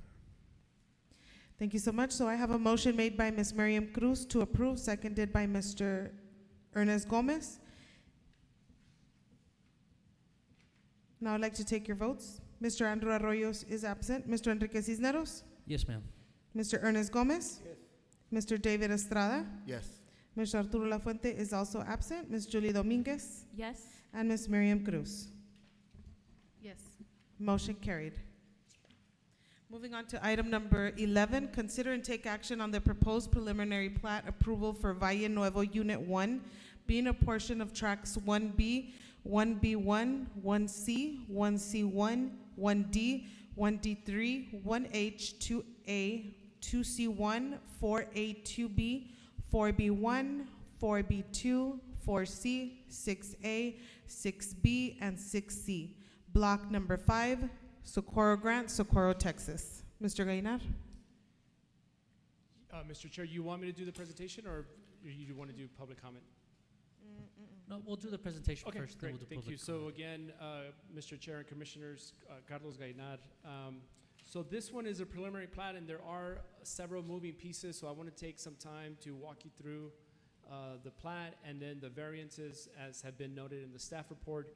So you have the property description that has been read into the record. The land is 56.04 acres of land, currently vacant. Land is zone R2, which is medium density residential. The applicant is requesting approval of the preliminary plat as per section 38.8, and then the plat includes 4 commercial lots, 1 lift station, 2 parks, 3 ponds, 220 lots, not 230 as has been stated on the staff report, so I want to correct that report as well. Can you repeat that part? Yes, ma'am, so it's 220 lots, not 230. 240? 220. 20, thank you. Yes, ma'am. The staff report has 230, and it's 230 total lots. And then the plat also includes the dedication of land for the future extension of Nuevo Hueco Tanks, which is approximately 5 acres. The variance request, next slide. I'm going to show you this slide with the variance request, and then towards the end of the presentation, I want to spend a little bit more time to sort of explain to you why the staff is recommending approval. But the variance request is essentially is requesting to allow a variance of lots between 5,500 and 6,000 square feet. Right now, the R2 allows 6,000 square feet. The variance request would be for approximately 70% of the lots. And then, as I mentioned, currently the R2 allows 6,000 square feet. Again, I'm going to spend a little bit more time on that once I go through the presentation, and then I want to also discuss a little bit about Nuevo Hueco tanks because it's tied to the plat. But the staff is recommending approval, and then as we've done in the past, the TIA, we definitely want to see the TIA before it goes to the City Council. Next slide. So here's the location map. And so I'm assuming that the PNC is familiar with the extension of Nuevo Hueco tanks. It's right now you have it from I-10 to North Loop. This has been, and Mr. Jose Reyes from Dannenbaum is here. He's the project manager on the project, but this has been a project that has been, I believe now several years, Jose? And so the reason that you don't see the road is because there's no road going through this right now. So I'll walk you through that in just a second. Next slide. As I mentioned, this is residential 2, medium residential, single family residential, which also allows multifamily, as you know. Next slide, here's the aerial. Next slide, a larger aerial, shows the location of the parcels. And then this is the preliminary plat. Here's the location. That's what it's going to look like. I'm going to give you greater detail on the plat. Next slide. So as I mentioned, it has the commercial lots. It has 220 single-family residential lots. It has the ponds. And then the next slide. Next slide. I know it's hard to see, so I wanted to zoom in. You see the extension of Nuevo Hueco tanks, which would be part of the plat. The land that would be needed for the extension would be dedicated as part of the plat. And then next slide. So just to give you an idea, I wanted to make sure that you understood the context of the new road that's coming through. So here's the Nuevo Hueco Tanks Road extension. Here's the sort of general project area. Again, you have North Loop to the right of me, and then the left is Alameda. Next slide. Here's the proposed alignment, and again, this has been studied over the past several years, several months. This is the alignment that the City Council has voted on. Next slide, please. And that's where the residential lots would be, or the subdivision in question. Next slide. And then that's what the road alignment would look like for the new extension of Nuevo Hueco tanks. Next slide. So I wanted to spend a little bit of time on the variance, right? So again, the property is zone R2. It allows 6,000 square foot lots. That's the request, to allow between 5,500 and 6,000 square feet lots. It would be approximately for 70% of the lots, so it's not uniform across the board for 100%. The table that's in front of you shows you the percentages. So again, it would be about 70% of the 220 lots that the variance would apply to. Next slide. So in looking at the request, right, from a planning perspective, and Ms. Cruz, I know you had asked a question earlier on the other zoning, right, about allowing for R1s to be 10,000 square feet. Just in general, good planning principles would sort of look at cities or municipalities or communities that have varied types of different lot sizes. And so again, you want a mixture of lots. In Socorro, you have agricultural land, you have R1s, you have R2s. I would also say that smaller lots are better for the preservation of agricultural land. I know that sounds counterintuitive, right? But if you have an acre that's being divided into 4 10,000 square foot lots, you are going to eat up your agricultural land faster than if you had smaller lots, right? The density on this one, I believe, is 7 units per acre, which is at the bottom. So again, just from general planning perspective, higher densities are generally better for land use, for transportation, for, believe it or not, conservation of land. And then the Socorro master plan encourages smaller lots, and so this is taken directly from your comprehensive plan. Encourage smaller lot sizes for single-family dwellings by ensuring sufficient land is zoned for these uses and providing financial incentives and density bonuses. The financial incentives and density bonuses does not apply, but again, you as a community have said in the past that you would like to see smaller lots. And then finally, as I mentioned, the R2 density would allow about 470 apartment multifamily units. The math is in front of you, and the applicant is doing 220, which equates to about 7 units per acre. So again, given all the different factors that are in front of you, that is why we are basing a recommendation for the variance. And I know that in the past it's been told to me that this commission and the city council doesn't necessarily like to see the higher density, and so I wanted to make sure that I spent some time explaining that to you. And with that, I'm happy to answer any questions. Jose Reyes from Dannenbaum, who is the project manager on Nuevo Hueco Tanks, is here, and Mr. Escobar, the applicant, is also here. I have 2 questions. Go ahead. Can you go back to the slide before the last? This one, ma'am? The one with the variance, the numbers and the variances.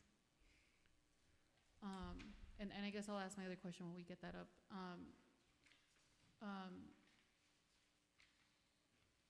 Is Dannenbaum no longer the engineer for the city of Socorro? And I guess if they are, is there any conflict that we should know about? So Dannenbaum is a third-party plan review. Okay. And so you're not the engineer for Mr. Escobar?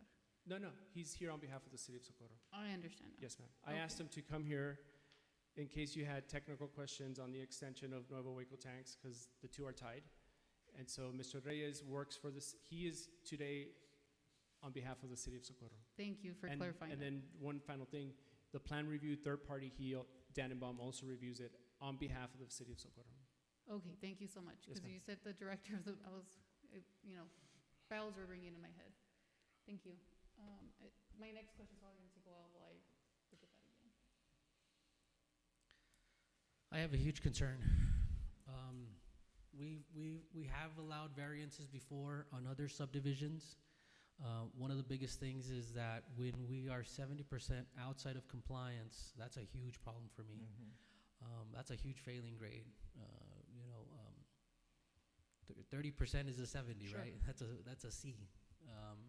For me, I mean, I'm not asking for an A+ here, but for me, that's just a huge, huge variance. Yeah, I've got a huge problem with that.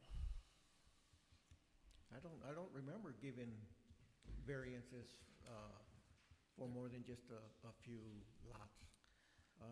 If we start doing this 70%, what's it gonna go next time, 80%?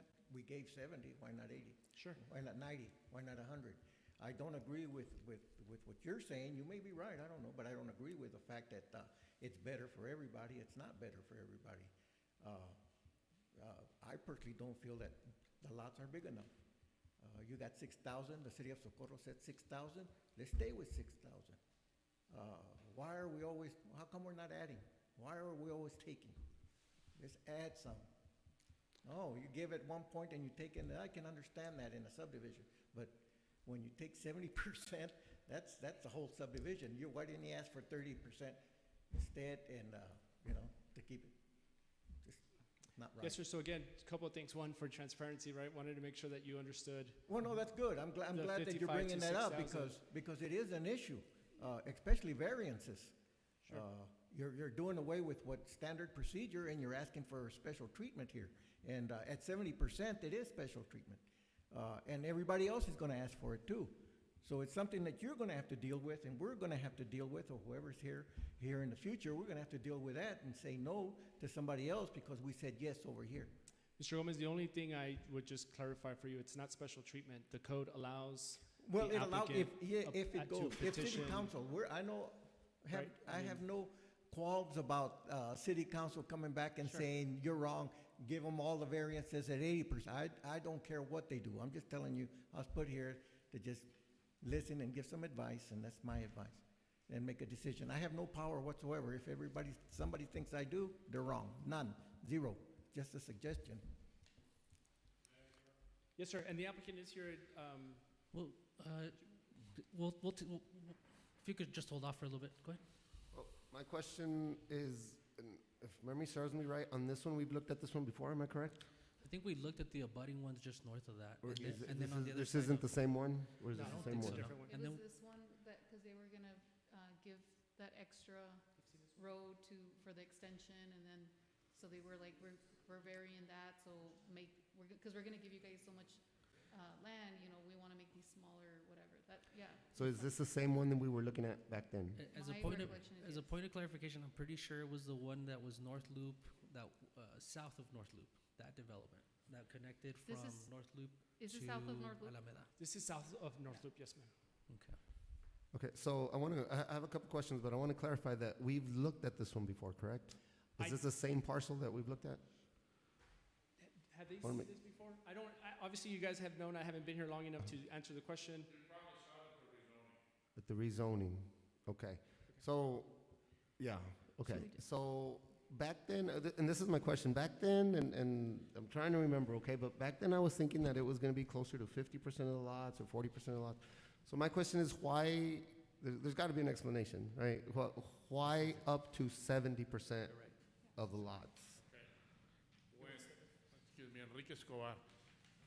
When we did the R2 zoning, we did the layout. We ended up with 221 residential lots. Okay? Then the city approached us and they said they wanted the extension of Nuevo Hueco. That takes approximately 5 acres out of the subdivision. Okay? So we did the layout trying to achieve the same amount of lots. And this is the closest we got. We actually have 1 lot less. If you remember, I don't know who was here or not, when we did the first extension to Nuevo Hueco and we had East Lake Unit 1, the city asked for a 3-acre donation. And in exchange for that, we requested a 500 square foot variance throughout the subdivision, which we were granted. And that neighborhood hasn't been built. We have a video to show you of that neighborhood so you see it. Now here, because of the situation now that it's difficult for you to grant, smaller lots, we said, let's go with a minimum of lots just to achieve the number of lots that we're losing. So instead of a 221, we ended up with 220, and this is the layout that we came out. There's some lots that are bigger than 6,000, and there's some that are smaller. There's some that's just 100 feet. So it varies throughout, but we tried to achieve the same number in order to not to lose money. In this subdivision, it's a very difficult one because there is no sewer that can be accessed. We have to build a lift station. That lift station that we're gonna build will not only help us, but it's gonna help the commercial lots that are gonna be on North Loop and Nuevo Hueco. They'll go into that lift station, so that'll also take care of that commercial area. So we're helping all that area. We have 2 parks, one on each side of the subdivision. We were asked to connect the subdivision that's next door through the canal. We don't have to do that. We're doing that. So we're trying to do the right thing. We're trying to do it right. But we cannot give out 5 acres without anything in return because we can't make it work. So if for some reason, well, that's why we're presenting this, okay, in this fashion. And if you would like, we have a very small 30-second video of the subdivision of 5,500 square feet. If you want to just look at it, it's so you can see the type of houses that are being built. And these are the same builders, the same houses, everything will be the same. So if you permit me to run the video? This is a video for the other subdivision. The subdivision of 5,500 square feet that has been completed. And this is a subdivision north of This is right north of this subdivision. north of North Loop, back behind. St. Yes, Peter Paul. right, Unit 1. Hearing no objection, we'll watch the video. That is Unit 1, and those are 5,500 square foot lots. These are the same builders. that would do the subdivision that we're talking about. They're not small homes. They're two-story homes, one-story homes. They all have backyards. They all have front yards. They all have parkways. And these houses are existing, and they're all occupied.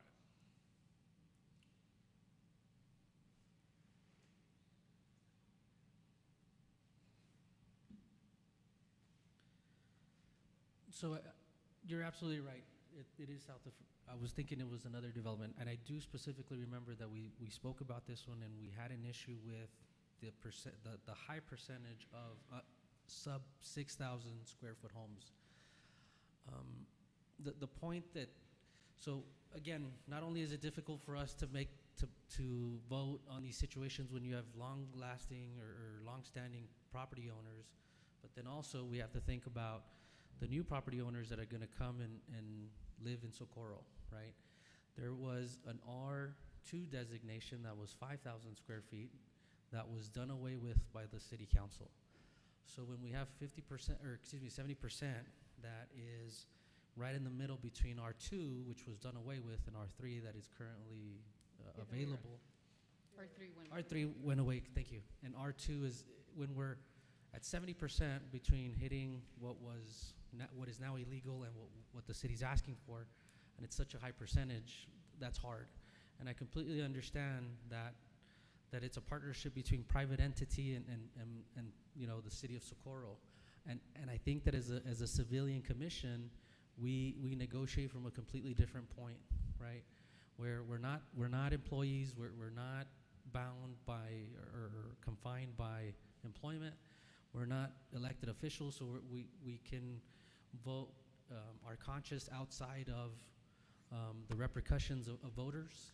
And I would tell you, and I think that's what's the most sincere and honest form of, it's still hard, but I think it makes it easier when we can negotiate as a civilian board.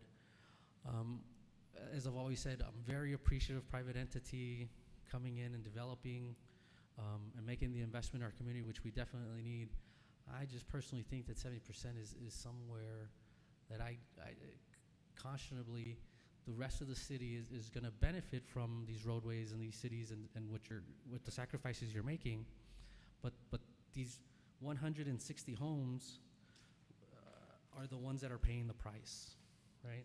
Because 70% of 220 is 154 homes, excuse me. So this 154 homeowners, that's, I think that if we pass it, that's who we have to just keep in mind, that's who paid for it. Well, I would request one thing. Look at the percentages and see how many homes are actually 5,500. They're 55 to 56, and then they go up. And the only thing else that I would like you to look at is what is the city of Socorro getting in return? City of Socorro is getting in return an extension without fighting, without paying for it, without having to go to litigation, or without having to change it, okay? Because at the end of the day, there's other things that can be done. My point is, we're trying to cooperate with the city. Last time that the city requested something from us, it was 3 acres on 80 acres of land, and they gave us 5,500 throughout. This time, the city's requesting 5 acres on 50 acres. So you're requesting 10% of the land as a whole to be donated to the city without cost and without injury to us. So the only way we can do it is to adjust the lots. And we showed you the pictures of 5,500 square foot homes. Go down to the neighborhood. It's a beautiful neighborhood. We're very proud of how it came out. Everybody lives there. I don't think there's one that can tell you if they're short 100, 200, or 500, and they're all short 500. And here we're talking about houses that will be short 100, 200, 300 feet.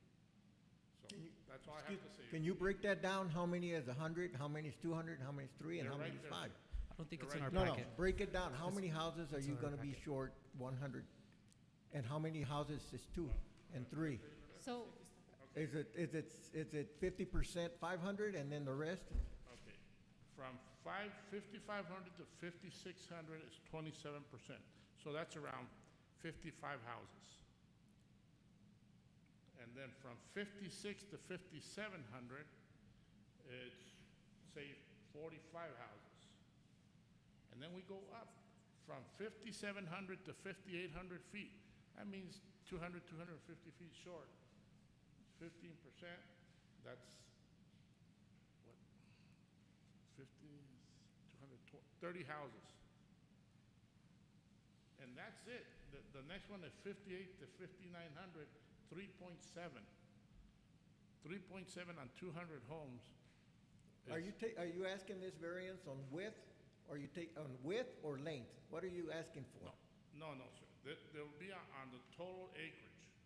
So some lots, instead of being 50 feet, might be 48. Some might be 5 feet shorter on the back. It depends on which block you're talking about. It's total density of the lot. So there's going to be lots that are 100 feet, 10 by 10, but throughout the lot. So you won't, it could be 1 foot all around, 1 foot all around, and you'll never see it. My point is, the only thing we try to accomplish without taking advantage is the same amount of lots we would have gotten without giving you the 5 acres. Why is the city asking for 5 acres? I can understand they need some stuff, but 5 acres, why? Because the width of the road, sir, is 100, I believe 120 feet? 110? 110 feet times the whole length that goes from our property where it starts to Nevada's road. So that adds up to like 4.89 acres. And that's what we want to donate to the city. We're not selling it to you like other people have done. We're trying to be, good neighbors, but we're not trying to be hurt. So when we did our layout, and I can bring it to you, it was 221 lots, 6,000 square feet total, without asking for anything. Who's going to develop those 5 acres? Who's going to develop? Whenever you do your road, you're going to Yeah, who's going to do it? The city of Socorro or you all? No, that road is being built probably with TxDOT money through the city like you did the other one. And TxDOT said it's okay.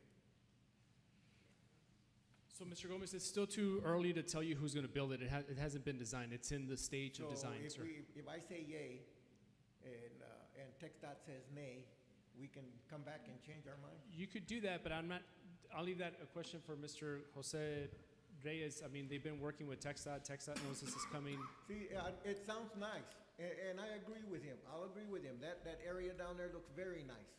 It does. It's very nice.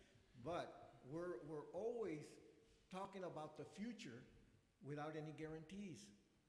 What? Yeah, I mean. Well, I can say that we were working on this project now for probably over a year, and it's in the preliminary design stage. And the project will be funded. Part of it will be funded by TRZ funds, which are funds that they come out of increments of taxes. They're not new taxes. They just come out of whatever increased property increases that goes towards the house. I mean the road. TxDOT does have some money already funded, so the project is already scheduled to start construction in 2 years. So the project is scheduled to is moving forward. Once we finish the schematic, which we're working on now, we'll start the PSNE, and then it'll go to construction. The dedication of this land by Mr. Escobar to the city is a big piece of that, because without that, we'd have to go back and the city have to go back and purchase it, and of course that's going to be also an expense. And we're also coordinating with a developer on behalf of the city to drain some of the runoff from this road onto the same ponds. That way we'll have to. That's more land that city doesn't have to acquire. So it's a road that's going to provide access from I-10 all the way down to Alameda, and eventually TxDOT is going to extend that road all the way to the new Border Highway East. So this is going to be a major road. It's going to provide a lot of mobility for Socorro and the entire region. That's what you proposed or have proposed. Pardon? That's what you proposed or are proposing. No, it is. It's a done deal? Yes, it is. It's going to be a 4-lane arterial, and as part of this development, they're going to build half of it, and we're coordinating with them to make sure it gets constructed along the same alignment. And then when the arterial one, when Ocotan comes in, we'll build the other half and then continue all the way to Alameda. But it is a project that it's already approved by the MPO and by TxDOT. So it's a real project. I have a follow-up. So when I was doing the math, when I asked for the numbers to be put up, I came up with this number. Houses that are 6,000 and above are 64 homes. If you take the number for homes that are going to be the shortest, which are 5,500 to 5,599, it's 60 homes. So in comparison, you're getting 6,000, which meets the requirements, and anything above that, compared to the smallest, it's about the same amount, which in my, kind of gives you a different perspective as well at how many homes are getting this variance. But I guess my question would be,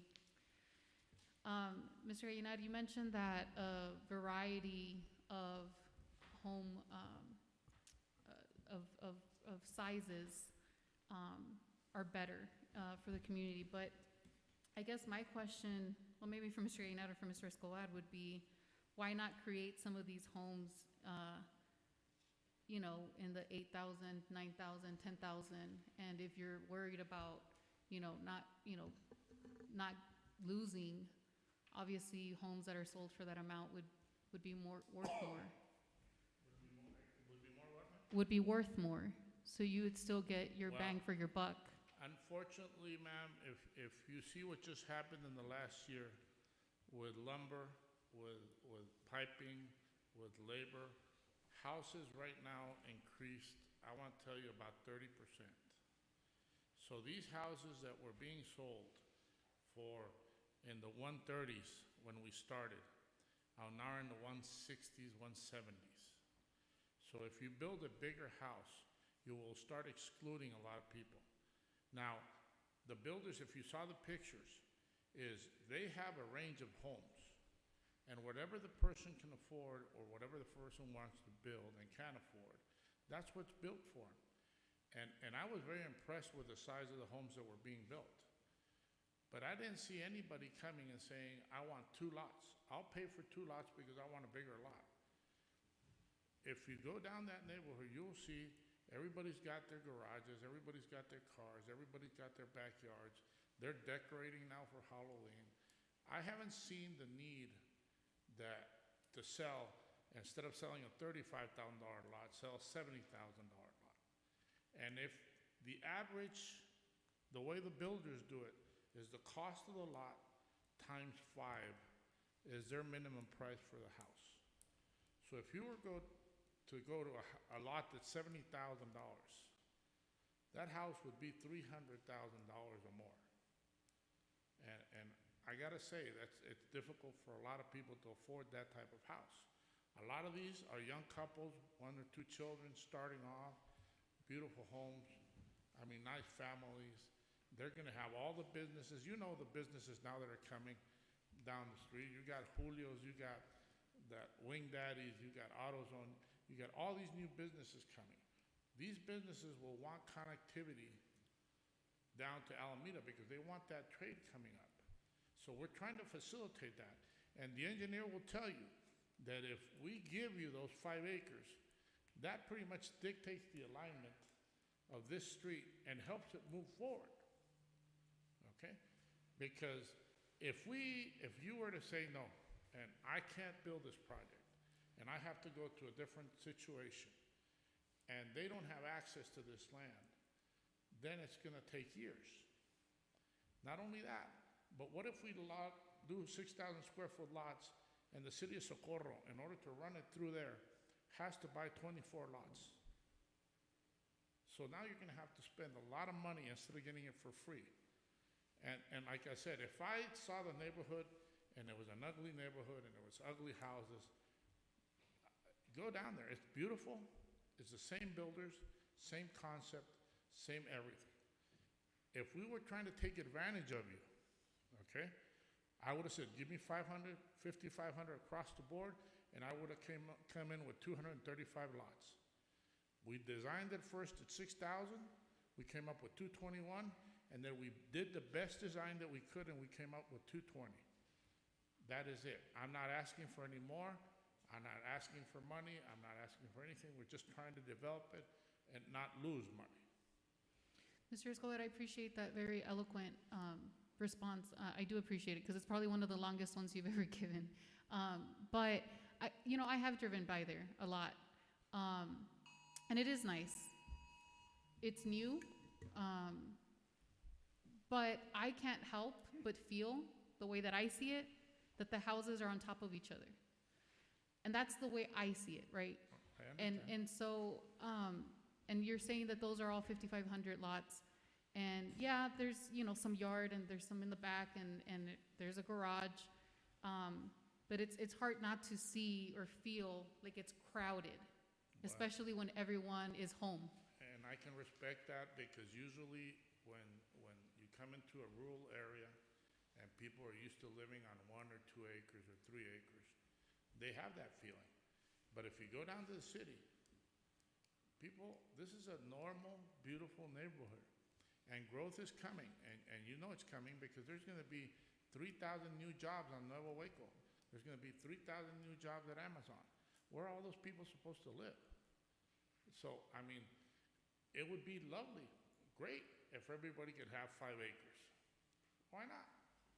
But it's unrealistic. A city's a city, and we're trying to do the best that we can, and we're trying to build quality products. And I think we've achieved that, and I think we have never, ever lied to you, and we show you what we want to do. So, I mean, I don't know what else to tell you. I think this is a good trade between the city and us. I think the city's getting a lot, and I mean, the engineer's here, he doesn't work for me, he works for you, ask him. I think you're getting a lot. I think your progress, your street is going to get much faster, and you're getting it for free. But we cannot just, give away. We have to have something in return. Well, I don't think it's free. I think what we're giving up is the quality of life. It would be my response to that. I mean, what cost is the quality of life in the city, but thank you. So I think that the most important thing is we've seen, you've presented a lot to us. And again, I want to reiterate how appreciative I am of how hard it can take or be to make that jump and make that investment before, you have the finished product. So I want to say that as many times as I need to. But I think that not only with that said, the city of Socorro as a city is moving in the direction of having as many 6,000 square foot lots as we possibly can. And I completely understand that there's a negotiation between the planning and zoning department with what we require them as a city, with streets, with lighting, with parks, with ponding, and the negotiation that goes between you as a private entity to make that financially feasible. But as a civilian commission, my problem is that it's such a high percentage. And in my mind, the city desperately needs this artery, desperately needs it. And I think that we have to be very conscious of the fact that the whole city, the whole region is getting this artery which it desperately needs, and we're getting on the backs that are of these homeowners that have less than 6,000. And that's a trade that we're gonna have to decide on. Remember one thing, sir, you also have to consider the growth. I can respect what you're saying, and I understand it, but you have to also think of connectivity, taxes, betterment for the city, better infrastructure. So you have to weigh it all. You can't just weigh a couple 100 feet here. If we were asking for this at every subdivision, I would understand it. We just presented one. There's no variance asked. Why? Because it's not needed. But here, the city's getting a lot, and they're getting a lot in return, so. And I'm in agreement with you. But as a point of clarification, my problem is with 70%. You know what I mean? If I show up with a product that 30% fulfills the need, I'm failing, right? Or I'm not doing as well as I should be. And I'm not saying you're failing, but I guess the point I'm trying to make is that I don't have a problem with the variance whatsoever, unequivocally. There's gotta be some leeway, right? There's gotta be some wiggle room. But at 70%, that's not wiggle room. That's a lot. Well, But you have difficult choices, and I don't envy you. Mr. Gallinat, can you point, I found one park which is close to North Loop. Can you point out to us the second park? 'Cause I can't, Yeah, I don't know where it is. it's towards the end. Can you pull up the subdivision, please?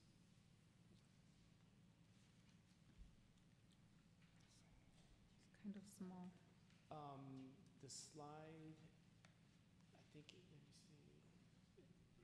It's before that, yeah, it's before that. Before that we get to the Nuevo Hueco tanks. No, el otro. Actually, that one's okay. You see the cul-de-sac at the south? The triangle? Yep, the triangle. Okay. Mr. Escobar, is there gonna be ability to get onto that park from the Nuevo Hueco Tanks Road? Or is it only gonna be accessible through the cul-de-sac?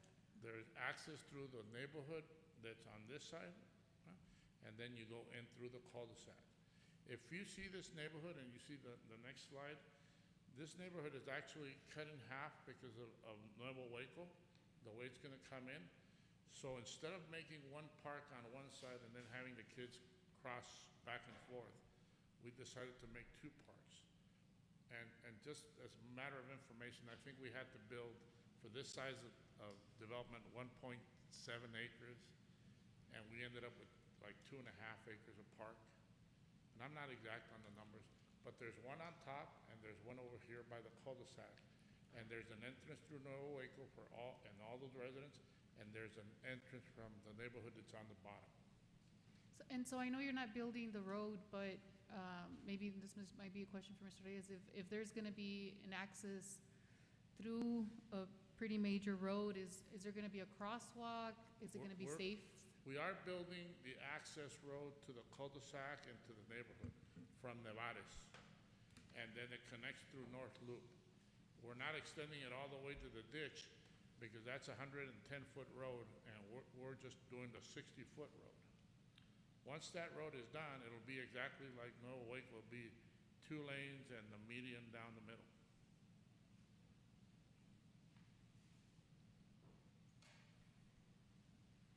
Thank you. any other questions?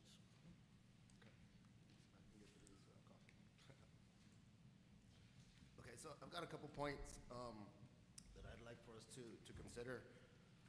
One of them is we've talked about infrastructure, and so we have a developer who's donating 5 acres for infrastructure, and I see he answered my question. He's doing the best that he can to make up the land that he's or the lots that he's donating, but he's donating to our future infrastructure, right? So we just had that conversation. So I think that's a big plus. Our attorney isn't here, but as a private landowner, I don't believe he has to donate anything. He's on Zoom. Okay. So as far as lot size, I'm looking at this room and I'm thinking maybe we're 30 by 100, maybe, or 40 by 100. So let's just assume that this is a 5,000 square foot room. If we were to move that wall just a foot that way, we'd get 100 by 5. We'd get, how much is that? 50 feet? 500? How much is it? Whatever that is. We wouldn't be able to notice, but we'd be adding 100 square feet to this room by moving that property line or that wall over just a foot, and it's not noticeable. When it comes to these lot sizes, it's very difficult to see the difference between a 4,800 square foot lot or a 5,000 square foot lot or even a 5,500 square foot lot. Miriam, earlier you stated that the houses look like if they're really crowded. I agree. If it was up to me, I'd like to see 1 acre parcels and no less, but reality is it's not gonna happen. I'd like to have irrigation rights on all these lots, but that's not gonna happen, right? I think we start seeing a notice in space when we have 10,000 square foot lots and above, half-acre parcels. I think we start getting houses with more yards and so on, and it really looks like if it's less density. But I think right now we're looking at parcels that are plus or minus 1,000 square feet at the most, 500, 600 square feet. And to me, that's that's very minor. If the developer was asking us to go from 10,000 square feet down to 6,000, well, then that's a big chunk. But in reality, in my opinion, it's very small for what we're getting in return, which is something that we've been something that we've been debating, which is it goes back to infrastructure. The developer touched on it a while ago. I think there's a trend that's heading our way in a big way, I think, at the state level and at the national level. And we're going with inflation, higher costs for material. Builders, I think, across the country are going to go towards smaller parcels and smaller homes so that people can afford them. I think inflation is coming in a big way. I think it's going to be here to stay. And if we add higher interest rates to that in the foreseeable future, next year, 2 years from now, or whenever that may be, homeowners aren't going to be able to afford larger homes. So even if we get a 6,000 square foot lot, I believe the trend is going to be, even if it's a 6,000 square foot lot, homes are going to get smaller, 1,500 square feet, 2,000 square feet. So I think that will happen because that's what people are going to be able to afford. So even if we have larger lots, the immediate trend, or for the near future, for the next 2 or 3 years, I believe, the trend is going to be smaller so that people can afford these homes. So overall, I think it's a compromise. Again, I'd like to see all 10,000 square foot parcels, but it's not going to happen. In this case, we're getting the infrastructure. He's donating the land. I think it's a compromise overall. Mr. Cisneros, if I may, I think that when you look at it, maybe in a picture, you're right. Maybe it's not that noticeable, but I think we also we have to consider the setbacks that we require, under our ordinances, whether it's a storage house or, the home, if they're going to expand. I think that's when you start to notice it, and that's where it starts to hurt, is because usually people, when they buy something new, they're not adding to it right away. It's during that time that they start to accumulate stuff, or that they start planning and thinking about, I want a pool, I want this, I want that, then it's going to, kind of surface for them. But I appreciate your comments, Mr. Estrada. Any other comments? Is there a motion on the floor? I'd like to make a motion to approve, well, this is where I want the attorney. He's on the line. He's on the line. He's on the line. Is it Errol? He can hear you, I think. So I guess my question would be, is there a way to structure a motion to allow for some variance and not as staff has approved or recommended?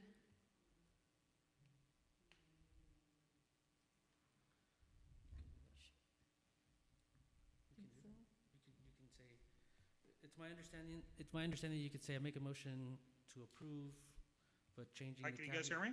changing the caveat from Yes, we 70 can. to another percentage. Hello? That's my understanding. Yes, we can hear you, sir. Did you catch my question?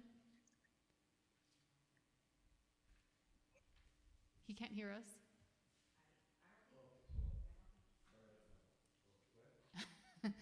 Can you hear us now? Yeah, I caught it. And sorry, I think there's some delay on the Zoom. Yeah. So is there a way to make that motion?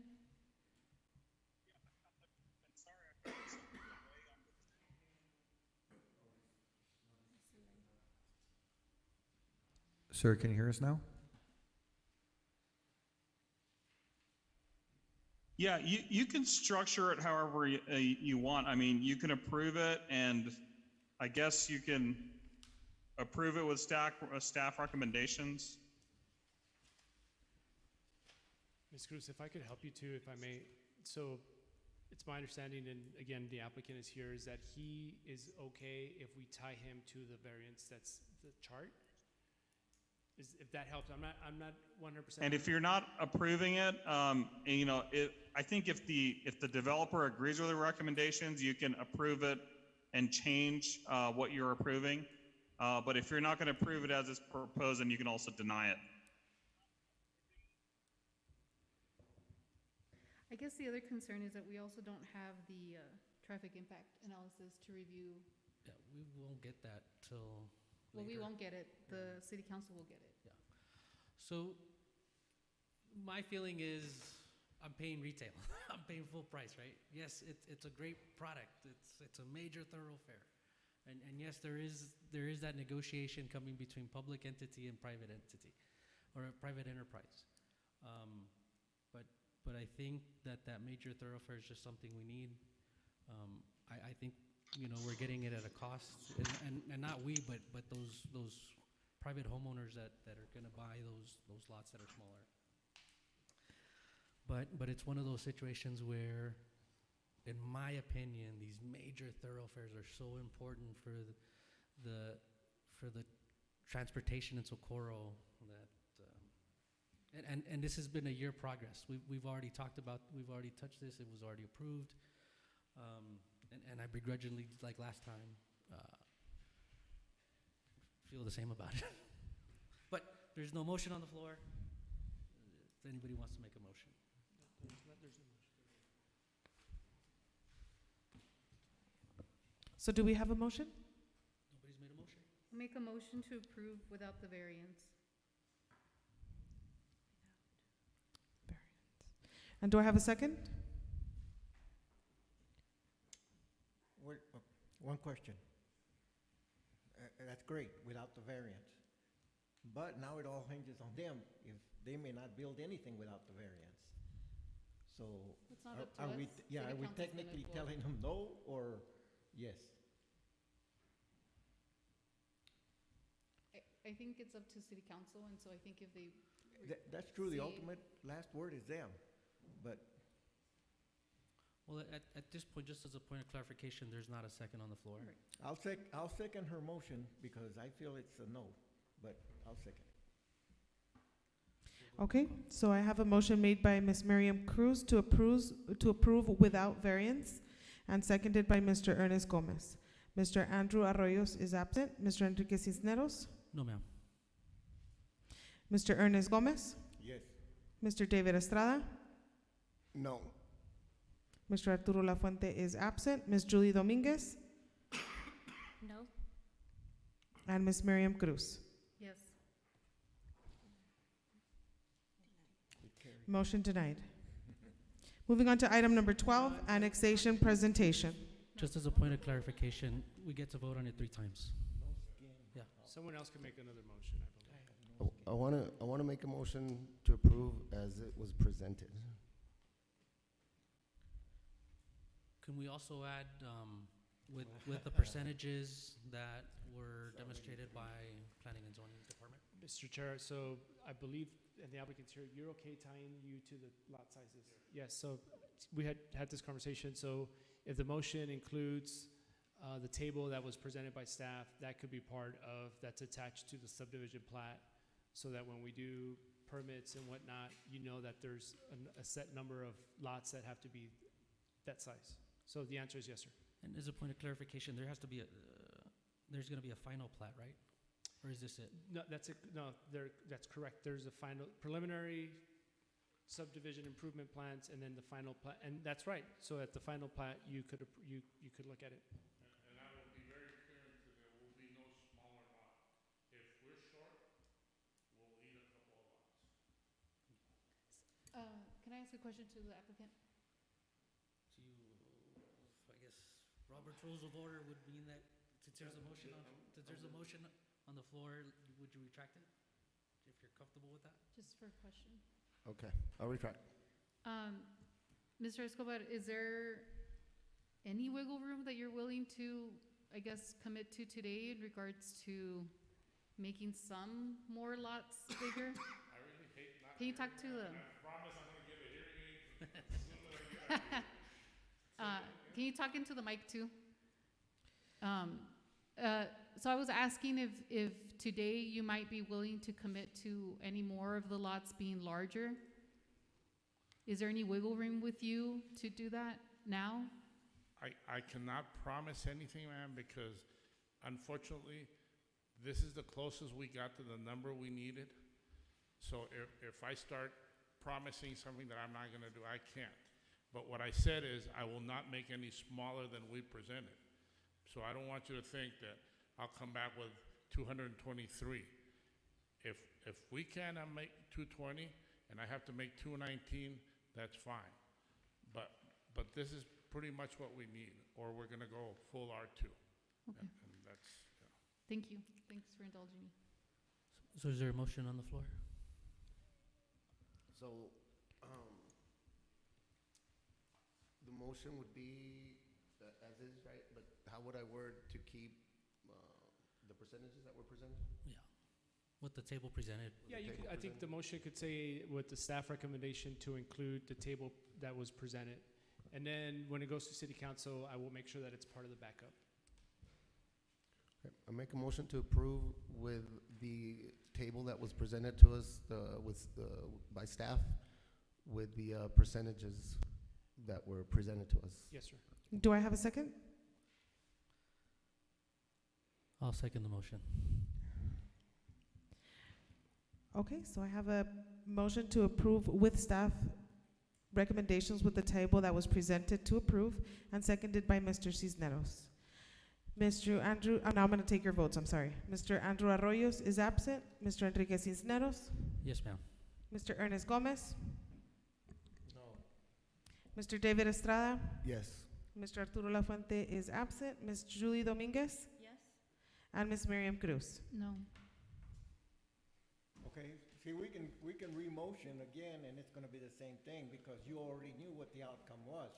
That is totally unfair. We could have come back maybe later and talk on this, but we already knew it was already 3 to 2.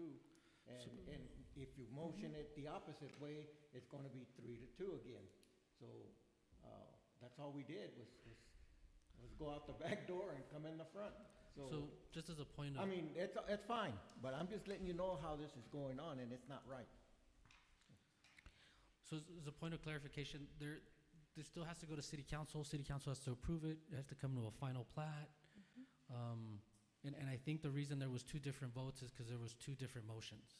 One was without the variance, and one was with the variance, holding the developer accountable to the table that was presented today.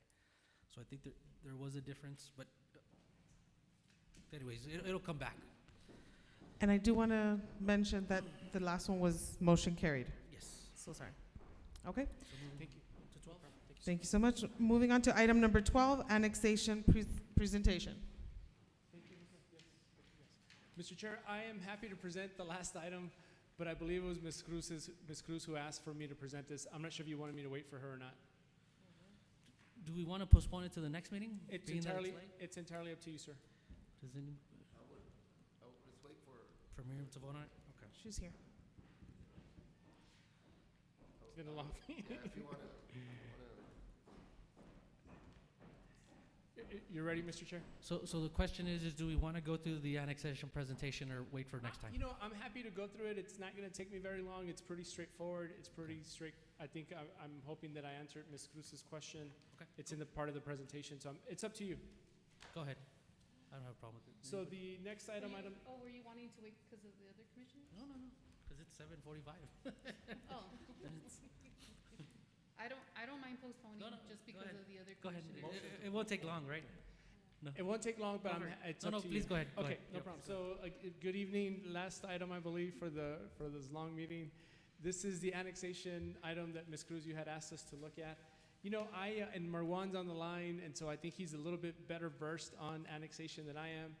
But essentially what I did is just try to give you all the different language that's in the code of Socorro. So the first one is under section 2.03, and really what it lays out is that municipalities in the state of Texas do have the right to annex. There's some caveats, right, which I'll talk about in just a second. but that right is given by Chapter 43 of the Texas Local Government Code. That's the first section. Happy to read it verbatim, or I could skip to the next slide. Next slide. Yes, ma'am. So section 2.04, it's just determination of the ETJs. So as you all know, every city in Texas has an ETJ based on population, and so that's what that says. The next slide talked about annexed properties. This is under our code, and it just says that at the time that the territory may be annexed by the city of Socorro, it shall continue to be zoned according to the comprehensive plan and subject to such land use restrictions. So again, you're gonna annex X number of acres once it comes in, right? Because we know that land that is outside the city of Socorro in the ETJ does not have a zoning district. So all it's saying is that when you annex, you have to give it a zoning district based on the comprehensive plan. And then the next slide, section 42.021 of the Texas Local Government Code, again, just talks about the ETJ buffers, and it's based on population for the city of Socorro. It's 2 miles of those boundaries in the case of a municipality that's between 25,000 and just under 50,000 people.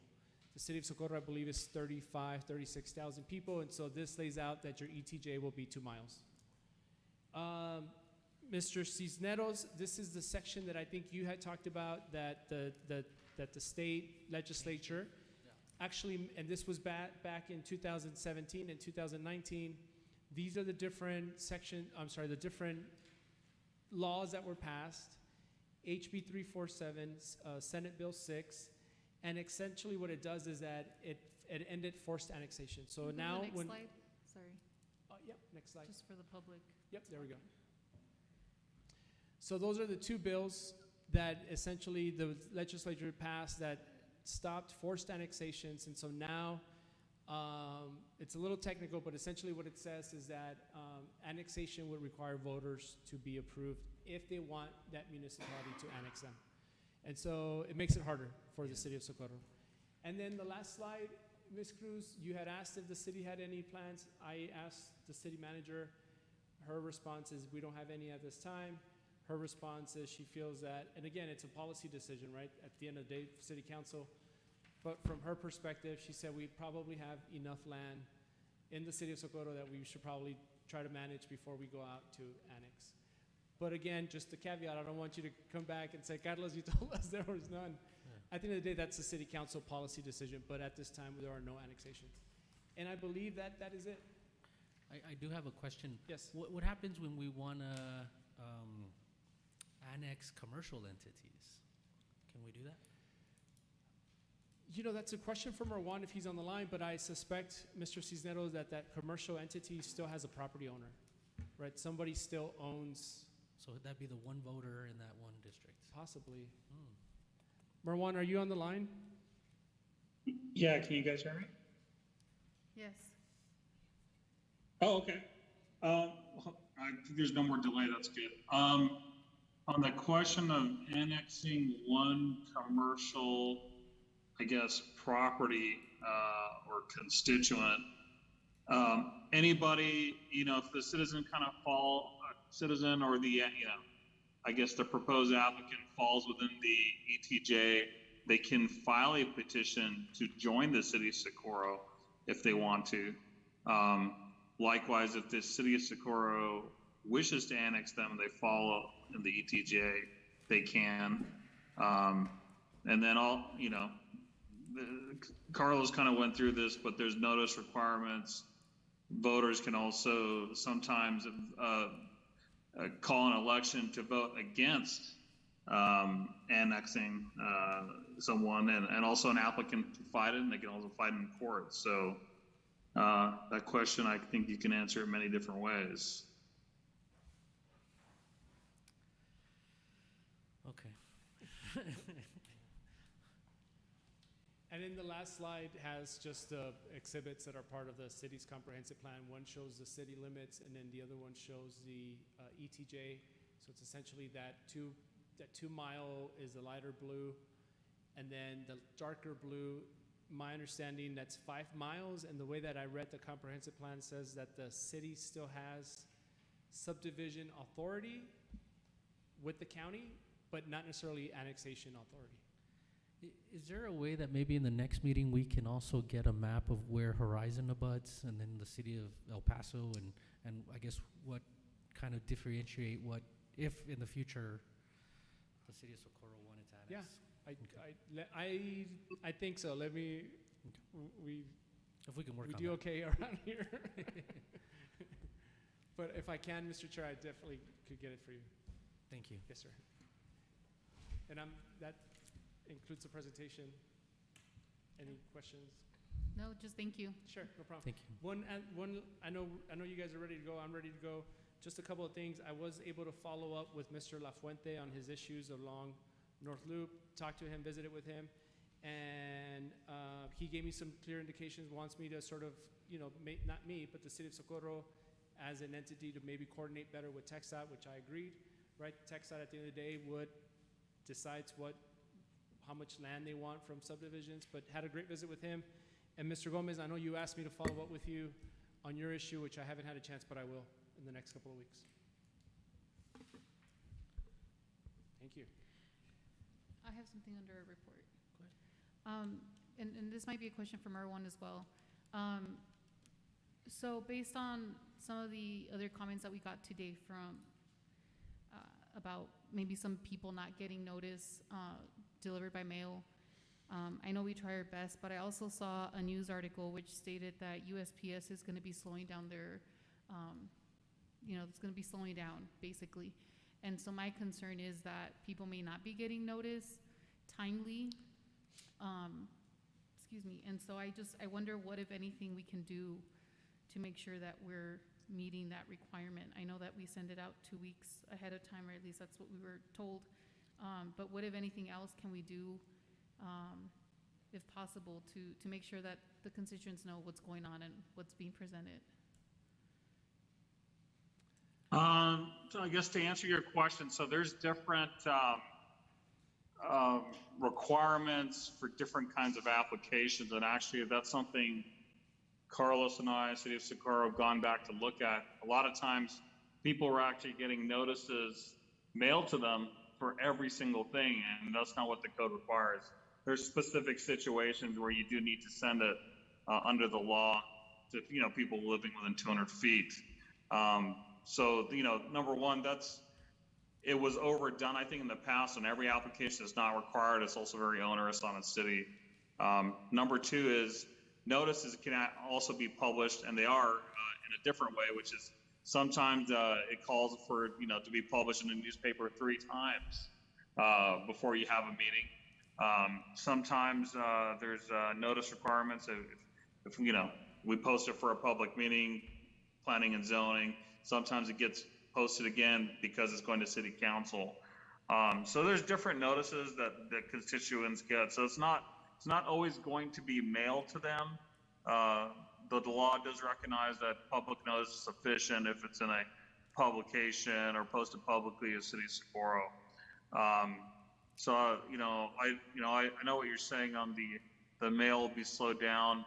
The other alternative I can think of is that you could change notice deadlines in all the ordinances and make it longer.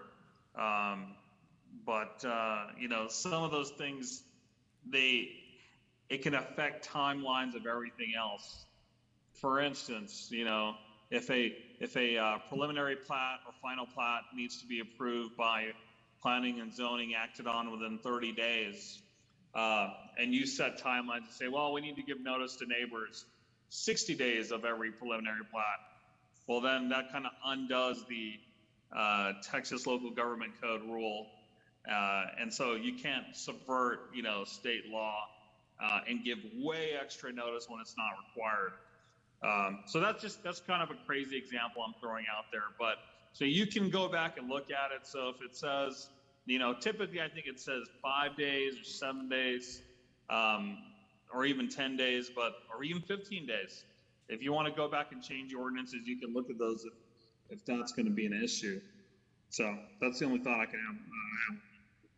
Okay, thank you. And I guess that's a very technical answer, and I appreciate that. But I guess a more concrete or day-to-day answer. I know that sometimes city staff would go out to the site, whether it was to take pictures, to talk to the applicant, to review any variances that they were requesting and how it might affect the neighbors. And so I wonder if it would be an appropriate thing to request that when staff is out there to maybe hand over the letter or, talk to the neighbors. But again, I like to think of, a perfect world. Anyway, thank you. I did want to report, so we had some difficult cases today, and I think that the commission is really, we're really blessed because I think we've got a deep bench that has been here for a number of years that can kind of compare some of the previous examples, and with that experience has helped us a lot. So I can really appreciate staff and our directors' efforts to really take over the department, because it's a new department, right? So if it was hard for us having that history and having that knowledge, I can definitely appreciate that you guys are starting over, and I appreciate that, and just want to let you guys know that. Thank you. Thank you, sir.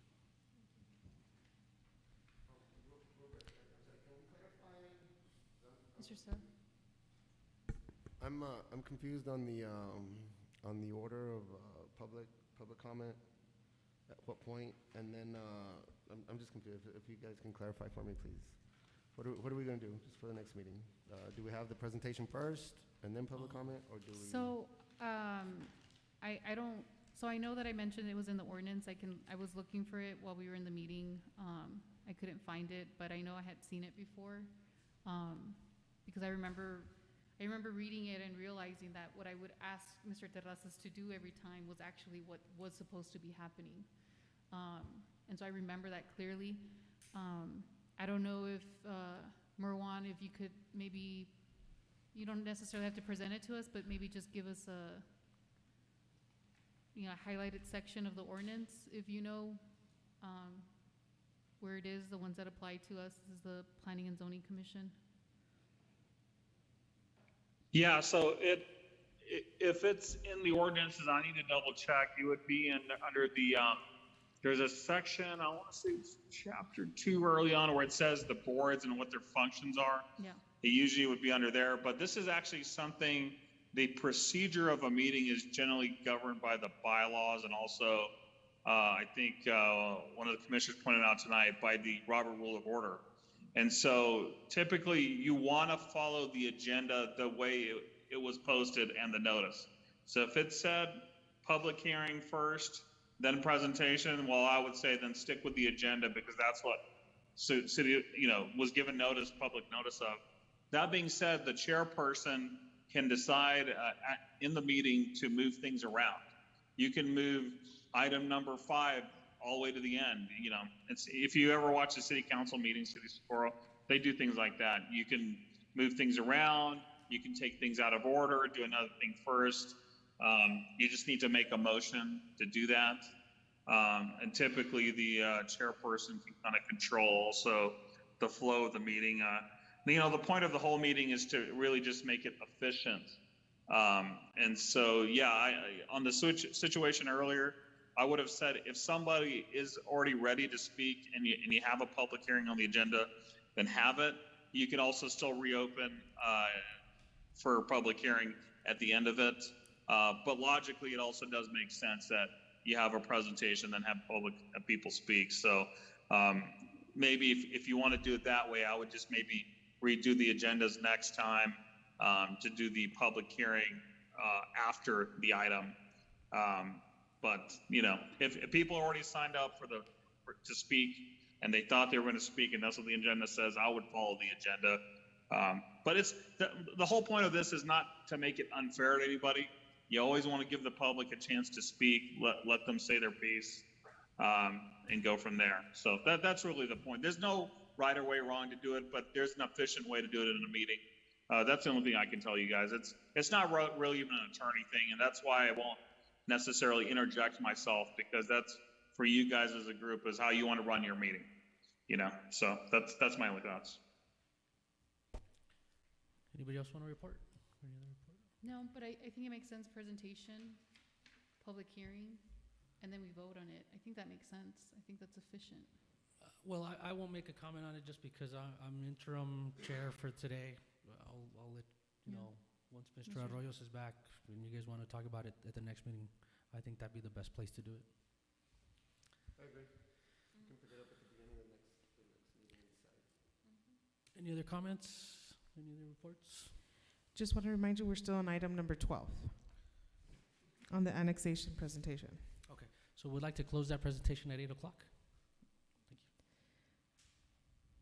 Okay, moving on to item number 13, Planning and Zoning Commissioners Report. Think we already took care of that? Mhm. Right? Moving on to item number 14, Planning and Zoning Department Report. And number 15, excuse absent commission members. Do I have a motion? Motion to excuse. Second. Thank you so much, Mr. Gomez. Thank you so much, Mr. Cisneros. Before I vote, do we know that the members call in? Mr. Arroyos did, yes. Both. Both of them, Did. thank you. Mhm. So I have a motion made by Mr. Gomez, seconded by Mr. Cisneros to excuse commission members. Now let me take a vote. Mr. Andrew Arroyos is absent. Mr. Enrique Cisneros. Yes, ma'am. Mr. Ernest Gomez. Yes. Mr. David Estrada. Yes. Mr. Arturo Lafuente is absent. Ms. Julie Dominguez. Yes? And Ms. Miriam Cruz. Yes. Motion carried. Moving on to item number 16. Consider and take action on the adjournment of this meeting. Do I have a motion? So moved. Second. Thank you so much. I have a motion made by Ms. Miriam Cruz to adjourn and seconded by Ms. Julie Dominguez. Mr. Andrew Arroyos is absent. Mr. Enrique Cisneros. Yes, ma'am. Mr. Ernest Gomez. Mr. David Estrada. Yes. Mr. Arturo Lafuente is absent. Ms. Julie Dominguez. Yes? Ms. Miriam Cruz. Yes. Motion carried. Thank you. Thank you. Meeting is adjourned at 8:02. 8:02.